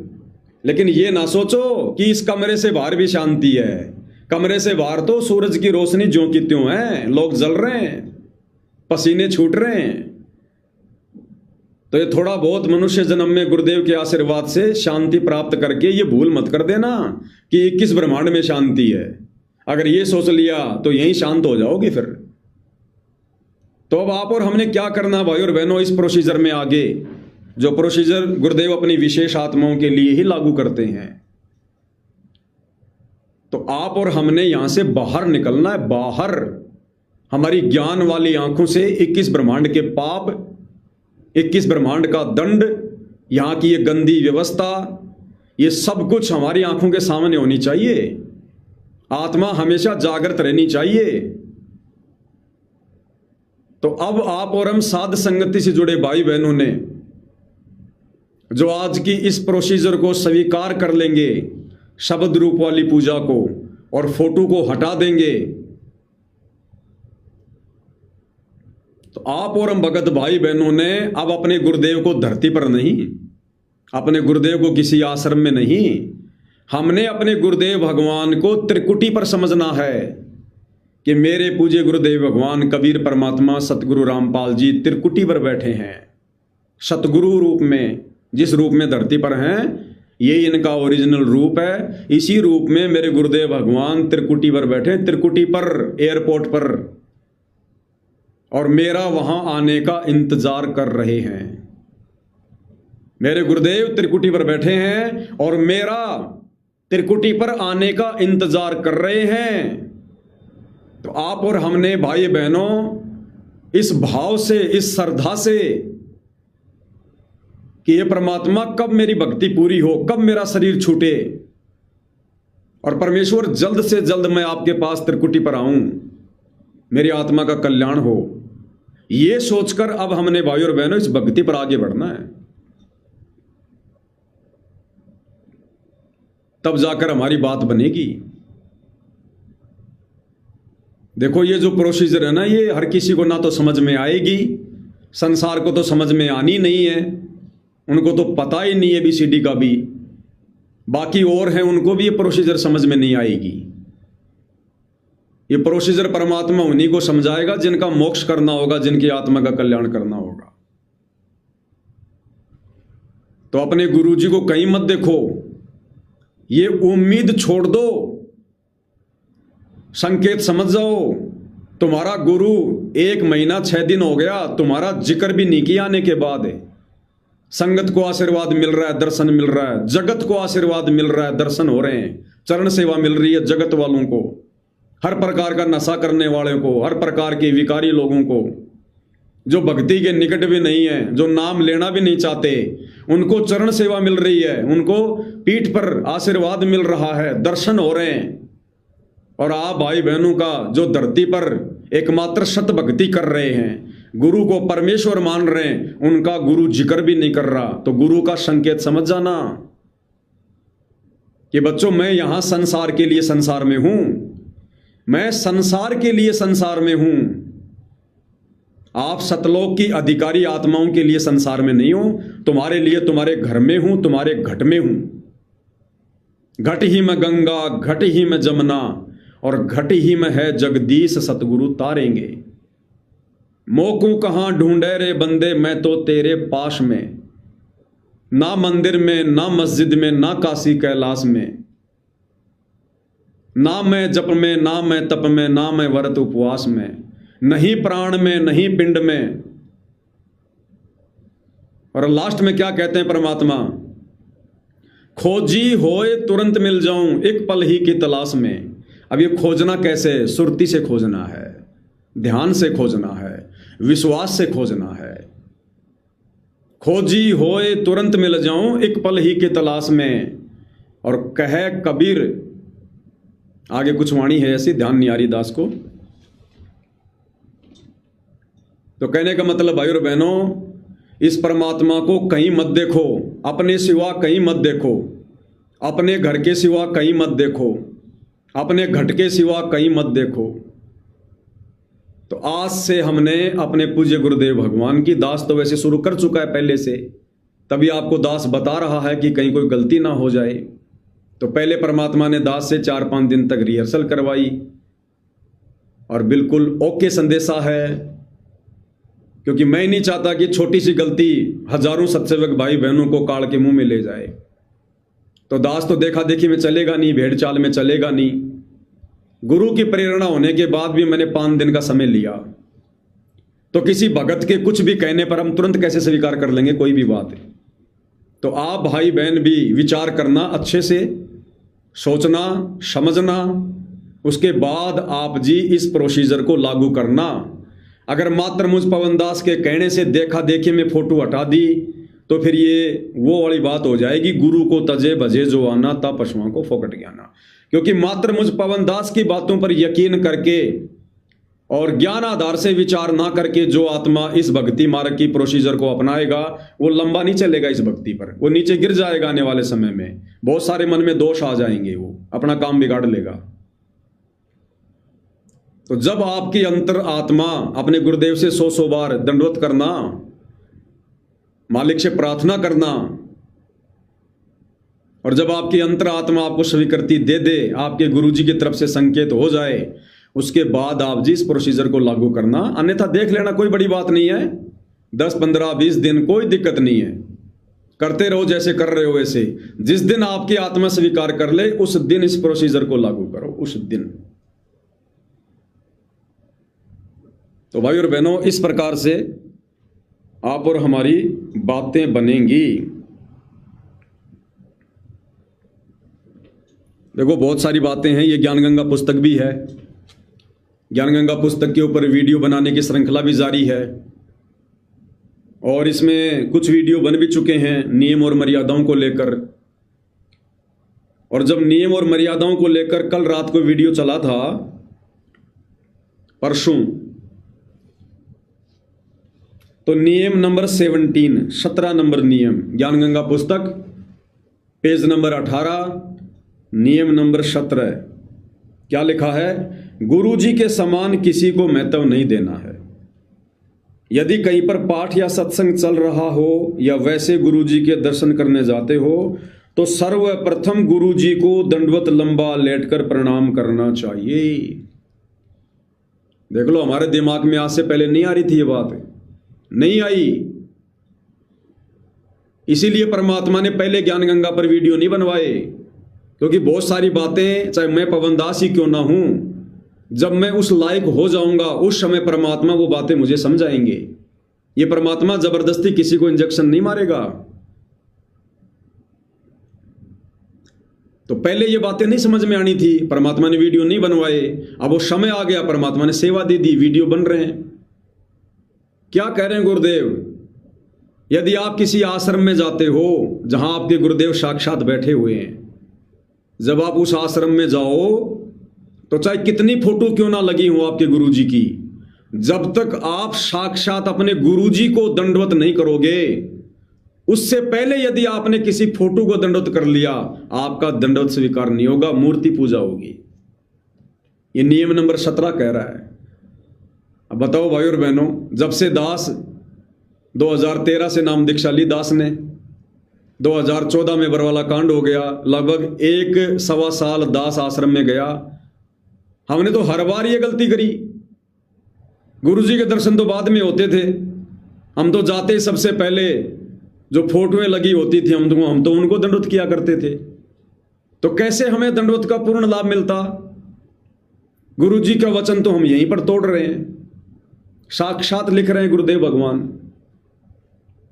यदि कहीं पर पाठ या सत्संग चल रहा हो या वैसे गुरुजी के दर्शन करने जाते हो तो सर्वप्रथम गुरुजी को दंडवत प्रणाम करना चाहिए। सबसे पहले अपने गुरुजी को, ना कि गुरुजी की फोटो को। आप आगे क्या लिख रहे हैं गुरुदेव कि गुरुजी को साक्षात दंडवत करने के बाद फिर हमने बाकी फोटोओं को प्रणाम करना है। गुरुजी की फोटो को दंडवत भी नहीं करना, ये इसी ज्ञानगंगा पुस्तक में लिखा हुआ है। साक्षात दंडवत प्रणाम केवल अपने गुरुजी को करना है, ना कि गुरुजी की फोटो को। और जब आश्रम में या जहां भी गुरुजी बैठे हैं और जब आप साक्षात अपने गुरुजी को दंडवत प्रणाम हो जाएं, आप कर लो, उसके बाद जो फोटो हैं, जिन फोटोओं का यहां पर जिक्र है, कबीर जी की फोटो, गरीबदास जी की फोटो, दादा गुरु जी की फोटो या अपने गुरु जी की फोटो, उनको केवल प्रणाम करना है। प्रणाम का मतलब होता है झुककर नमस्कार करना, हाथ जोड़ना है। इस पूरे विश्व की संगत को आज तक ये बात समझ में नहीं आई। अब जब ज्ञानगंगा पुस्तक के ऊपर वीडियो बन रहे हैं तो परमात्मा ने समझा दी, क्योंकि परमात्मा वीडियो बनवा रहे हैं, जीव की औकात नहीं है। और अब इस नियम पर वीडियो बन चुका है तो फिर परमात्मा हमसे वो बात लागू भी करवाएंगे। इसलिए परमात्मा ने अब ये शब्द वाली पूजा शुरू करवाई है कि भैया यदि तुम सत्सेवक अपने घर पर अपने गुरुजी को शब्द रूप में साक्षात विराजमान मान रहे हो तो फिर फोटो को दंडवत क्यों कर रहे हो? नियम नंबर 17 के अनुसार, ज्ञानगंगा पुस्तक नियम नंबर 17 के अनुसार, भाई जहां हमारे गुरुजी शरीर रूप में बैठे हैं, जैसे वर्तमान में हमारे गुरुदेव सतलोक आश्रम धनाना में बैठे हैं, तो ज्ञानगंगा पुस्तक में लिखे नियम नंबर 17 के अनुसार जब तक हमें साक्षात अपने गुरुजी के दर्शन ना हो जाएं, हम उस आश्रम में दंडवत नहीं कर सकते, भले गुरुजी की फोटो लगी हो। पहले गुरुजी को साक्षात दंडवत, उसके बाद गुरुजी की फोटो को प्रणाम, केवल हाथ जोड़कर प्रणाम, दंडवत नहीं। अगर उस फोटो को दंडवत किया तो फिर क्या होगा? वो मूर्ति पूजा होगी, मूर्ति पूजा। क्या कह रहे हैं? यदि कहीं पर पाठ या सत्संग चल रहा हो या वैसे गुरुजी के दर्शन करने जाते हो तो सर्वप्रथम गुरुजी को दंडवत लंबा लेटकर प्रणाम करना चाहिए। बाद में सदग्रंथ साहिब व तस्वीरों को, जैसे साहिब कबीर जी की मूर्ति, गरीबदास जी व स्वामी रामदेवानंद जी व गुरु जी की मूर्ति को प्रणाम करें। लास्ट में कह रहे हैं व गुरु जी की मूर्ति को प्रणाम करें, दंडवत के लिए नहीं लिखा इन फोटों को।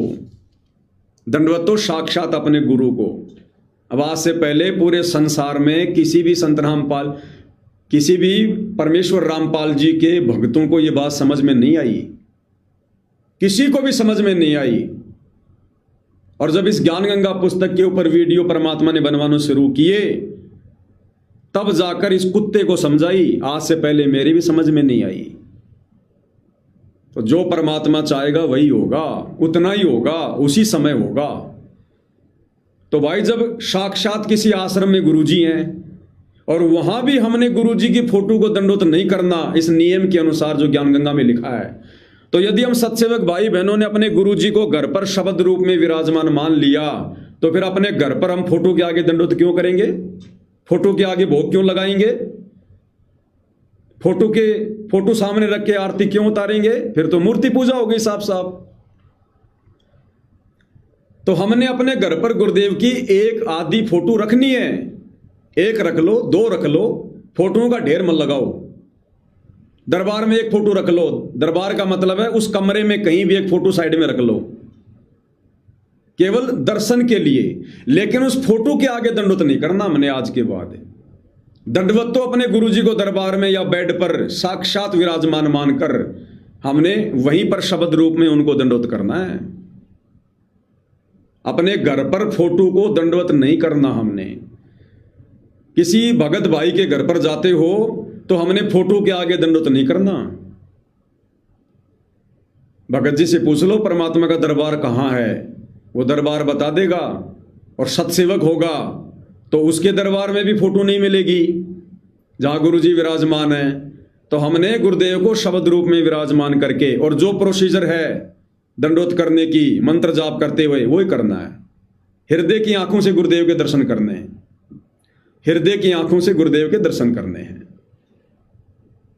तो ये है भाई और बहनों शब्द की पूजा, शब्द पूजा, क्योंकि परमात्मा का शब्द ही रूप है।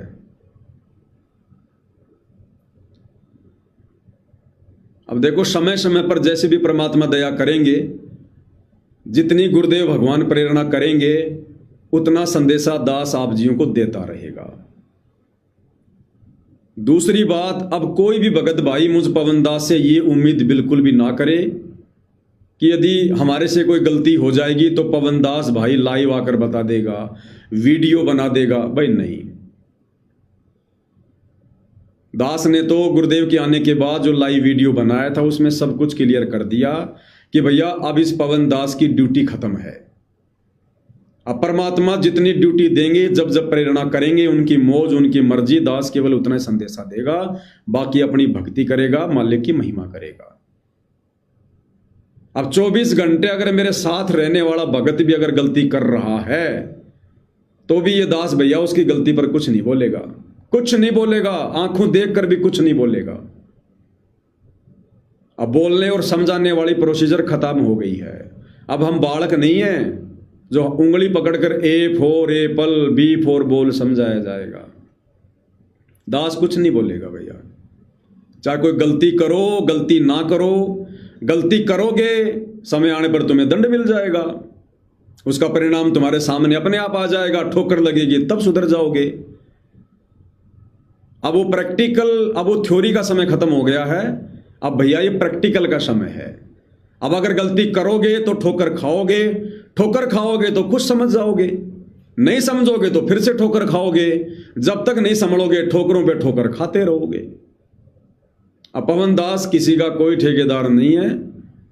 ये तो परमात्मा ने ज्ञान गंगा पुस्तक के ऊपर अभी तक वीडियो नहीं बनवाए थे, ये वीडियो बनने भी जरूरी थे। तो परमात्मा जी ने दास को सेवा दे दी इसलिए दास परमात्मा की सेवा कर रहा है। अन्यथा भाई और बहनों, आप देख रहे होंगे पिछले 1 महीने से दास किसी को कुछ नहीं कह रहा। ना दास कोई किसी प्रकार की ग्रुपों में कोई फालतू की पोस्टें वास्टें डालता है, ना कोई फेसबुक पर कोई पोस्ट डालता है, ना इस प्रकार का कोई वीडियो वायरल करता है। कुछ नहीं कर रहा दास। मैं तो अपने द्वारा बनाए गए पहले वाले वीडियो भी वायरल नहीं कर रहा। ज्ञान गंगा पुस्तक पर वीडियो, साथ में अपनी भक्ति परमात्मा की जितनी परमात्मा करवा रहे हैं। ना फालतू में कहीं आना, ना फालतू में कहीं जाना। जब गुरुदेव भगवान का सिंहासन बन के तैयार हो जाएगा, उसके बाद परमेश्वर की सिंहासन पर भी शब्द रूप में ही पूजा होगी उसी प्रकार से। और सिंहासन बन जाएगा तो हमने ये उम्मीद नहीं करनी कि गुरुजी कभी सिंहासन पर आकर बैठेंगे। अब नहीं करनी। जिस समय हम सिंहासन बनवाने की सोच रहे थे उस समय विचार अलग थे, क्योंकि परमात्मा किस क्षण क्या विचार बदल दे, क्या नई प्रोसीजर लागू करवा दे, किसी को कोई पता नहीं। तो सिंहासन का तो ऑर्डर दे दिया है, वो तो बन के आएगा। अब बन के आएगा तो उस पर मूर्ति नहीं रखी जाएगी, शब्द रूप में गुरुदेव भगवान की पूजा होगी। कभी साक्षात परमात्मा ने दया कर दी तो परमेश्वर जी का सिंहासन है, परमेश्वर जी विराजमान हो जाएंगे। बाकी हमने कोई उम्मीद नहीं करनी कि उस सिंहासन पर गुरु जी बैठेंगे आके, क्योंकि हमने अपने गुरु जी को शरीर में मानना ही नहीं है। वो गुरु जी की मौज है, कब आएंगे कब नहीं आएंगे, बैठेंगे नहीं बैठेंगे। हमारे लिए तो जिस दिन बन के आ जाएगा उसी दिन शब्द रूप में विराजमान हो जाएंगे। तो भाइयों और बहनों, मोटी मोटी बातें दास लास्ट में क्लियर कर देता है। जो भाई बहन साध संगति से जुड़े हुए हैं, जिनका लक्ष्य केवल मोक्ष प्राप्ति है, पूर्णतया अपने गुरुदेव भगवान के प्रति समर्पित हैं, और आज का वीडियो जिनको भली भांति समझ में आ गया है, जिनकी आत्मा ने स्वीकार कर लिया है, उन आत्माओं ने अपने गुरुदेव को धरती पर नहीं समझना है। भले धरती पर हैं, रहेंगे, बहुत सारे काम करेंगे, बहुत सारी लीलाएं करेंगे, लेकिन आप और हमारे लिए नहीं, वो संसार के लिए धरती पर हैं, वो बाकी संगत के लिए धरती पर हैं। ना हमने उम्मीद करने की गुरुजी कभी मेरे घर पर आए या मैं कभी आश्रम में जाऊं। वो बुलाएंगे दौड़ के जाएंगे, नहीं बुलाएंगे हमें कोई दिक्कत नहीं, शब्द रूप में हमारे साथ में। और हमने ये सोचकर डर कर कि मेरे गुरुदेव भगवान त्रिकुटी पर बैठे हैं, सदा बैठे रहते हैं, मेरे परमात्मा त्रिकुटी पर बैठे हैं और मेरे वहां आने का इंतजार कर रहे हैं कि कब मेरी आत्मा पूरी तरह से तैयार होकर मेरे पास आए और मैं इसको विमान में बैठाकर सतलोक के लिए प्रस्थान करूं। तो अब हमने वो जल्दबाजी होनी चाहिए इस बात की कि परमात्मा कब मेरी भक्ति बने। अब आप और हमने इस संसार की व्यवस्थाओं से, संसार की व्यर्थ की जिम्मेदारियों से धीरे धीरे अपना पीछा छुड़वाना है। हमने काम धंधे को बढ़ाना नहीं है, व्यापार बिजनेस को कम करना है, बढ़ाना नहीं है। भगत होकर जो काम धंधा बढ़ाता है वो तो मूर्ख आदमी है, मूर्ख। आदरणीय गरीबदास जी की वाणी है, उत्तम खेती, मध्यम व्यापार और नीच नौकरी करे गवार। क्या कह रहे गरीबदास जी? यदि आपको भक्ति सफल करनी है तो पेट पोषण के लिए काम धंधे भी क्या हैं? उत्तम खेती। भगत के लिए सबसे बढ़िया जो व्यवसाय है वो है खेती बाड़ी, और मध्यम व्यापार दूसरे नंबर पर है, काम धंधा व्यापार बिजनेस, क्योंकि उसमें टेंशन ज्यादा होगी, उसमें पाप ज्यादा होंगे। और लास्ट में बताया परमात्मा ने, नीच नौकरी, जो नौकरी करता है वो सबसे नीचा बताया परमात्मा ने धंधा पेट पोषण के लिए। नीच नौकरी करे गवार, उत्तम खेती, मध्यम व्यापार, नीच नौकरी करे गवार।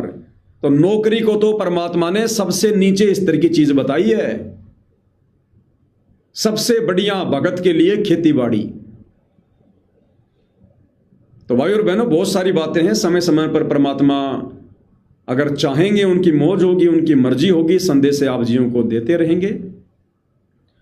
बाकी अब हमने अपनी जिम्मेदारियों से धीरे धीरे धीरे धीरे मुक्त होना है, मुक्त।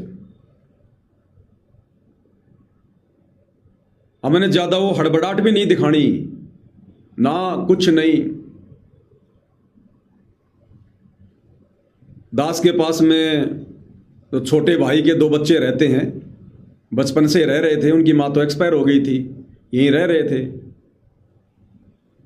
तो भाई का जो लड़का है हेमंत, आप देखते होंगे परमात्मा को भोग लगता है, आरती में देखते होंगे। अब क्या ना भाई और बहनों, बच्चे तो बच्चे हैं, बच्चों की कोई गारंटी नहीं है। जिनको बनी बनाई खीर मिल जाती है ना, वो खीर को फैलाएंगे, खाएंगे कम, फैलाएंगे ज्यादा। ये किसी के बच्चे हो चाहे। जिन परिस्थितियों में डाल के परमात्मा ने आप और हमसे अपनी पहचान करवा दी, जिन परिस्थितियों में पैदा करके ढालकर गुरुदेव ने भक्ति के प्रति आप और हमें सचेत कर दिया, रुचि पैदा कर दी, वो आप उम्मीद मत करना कि आपके बच्चों में भी वैसी हो जाएगी। हो गई तो बहुत अच्छी बात है, उनका भाग्य, उनके संस्कार है, बाकी उम्मीद मत करना आप। केवल अपनी जिम्मेदारी तक सीमित रहो। अब बच्चे हैं, अब हो सकता है मेरे हिसाब से तो कभी उसने प्रथम मंत्र की माला भी ढंग से पूरी एक नहीं करी होगी, कभी 10, 20, 30, अगर 50 अगर कभी कर लिए होंगे तो कर लिए होंगे। अब उनके अंदर भी हम जो है वो घुस के नहीं देख सकते। कह सकते हैं दबाव का मार्ग नहीं है, मार पिटाई का मार्ग नहीं है। छोटा बच्चा हो तो चलो थोड़ा बहुत धमका दे, मार पिटाई कर दे, अब तो वो मेरे से भी लंबे हो रहे हैं। तो दास हमेशा ये कहता रहता कि भैया भक्ति कर लो, भक्ति कर लो, ना तुम्हारा ताऊ काम आएगा ना तुम्हारी ताई काम आएगी, ये परमात्मा काम आएगा। परमात्मा उस समय मदद करेगा जब इसकी भक्ति करोगे। अब मर्यादाओं में रहना तो उनकी मजबूरी है, क्योंकि हमारे से बाहर कहीं वो जा नहीं सकते। अब भक्ति कर रहे नहीं कर रहे, मंत्र कर रहे नहीं कर रहे, जबरदस्ती हम देख नहीं सकते, कह सकते हैं। तो जहां तक दास को आइडिया है, प्रथम मंत्र की माला भी कभी उसने पूरी नहीं करी होगी, थोड़े बहुत अपने कर लिए, नहीं तो ठीक अपना लगा रहा। और दास हमेशा से कहता रहता था भैया भक्ति कर ले। अब कल पता नहीं कैसे उसका पैर फिसला, दास तो इधर लाइव आ रहा था, पीछे से पता नहीं कैसे उसका पैर फिसला और दीवार से लगा कोने पे टाइल के, और तकरीबन पाव भर खून उसका खोपड़ी का निकल गया। और घरवाले ले गए, फिर उसको पीछे जो भी थे बाइक पर बैठाकर उसकी पट्टी वट्टी ले आए, उसकी करवा के खोपड़ी की फूट गई। दास घर पे आया, दास को पता चला कि ऐसे ऐसे उसका सिर फूट गया। तो भाई और बहनों, दास को तो कुछ ही नहीं महसूस हुआ, कुछ भी। मर जाता तो भी कुछ महसूस नहीं होता, चाहे वो मरता चाहे मेरा खुद का लड़का मरता, दास को तो कोई किसी प्रकार का महसूस नहीं। क्योंकि भैया मैंने अपनी आत्मा को देखना है, बाकी तो मैं मजबूरी में जिम्मेदारी निभा रहा हूं, वो तो बेगार समझो एक प्रकार की। अरे भैया जब साक्षात दरबार में वहीं पर पैर फिसल गया और खोपड़ी फट गई, और साक्षात दरबार में विराजमान मेरा बाप कुछ नहीं कह रहा, उसने कोई बचाव नहीं किया, तो मैं चिंता करके क्या बचाव कर लूंगा? बचाव होगा भक्ति से। ये इस प्रकार की घटनाएं ये साबित करती हैं कि मर्यादा तोड़कर या भक्ति में गफलत करके, चाहे अपने गुरुजी की गोद में बैठा रहना, काल वहां भी अपना दाव खेल देगा, वहां भी चोट मार देगा। परमात्मा किसी का सगा नहीं है। तो कहने का मतलब भाई और बहनों, आप और हमने इन व्यर्थ की जिम्मेदारियों से कि बेटी की शादी करनी है, बेटे की शादी करनी है, ये करना है, मकान बनाना है, आप और हमने कुछ नहीं बनाना। अपने दिमाग को इन बातों को लेकर 0% रखो, 0%।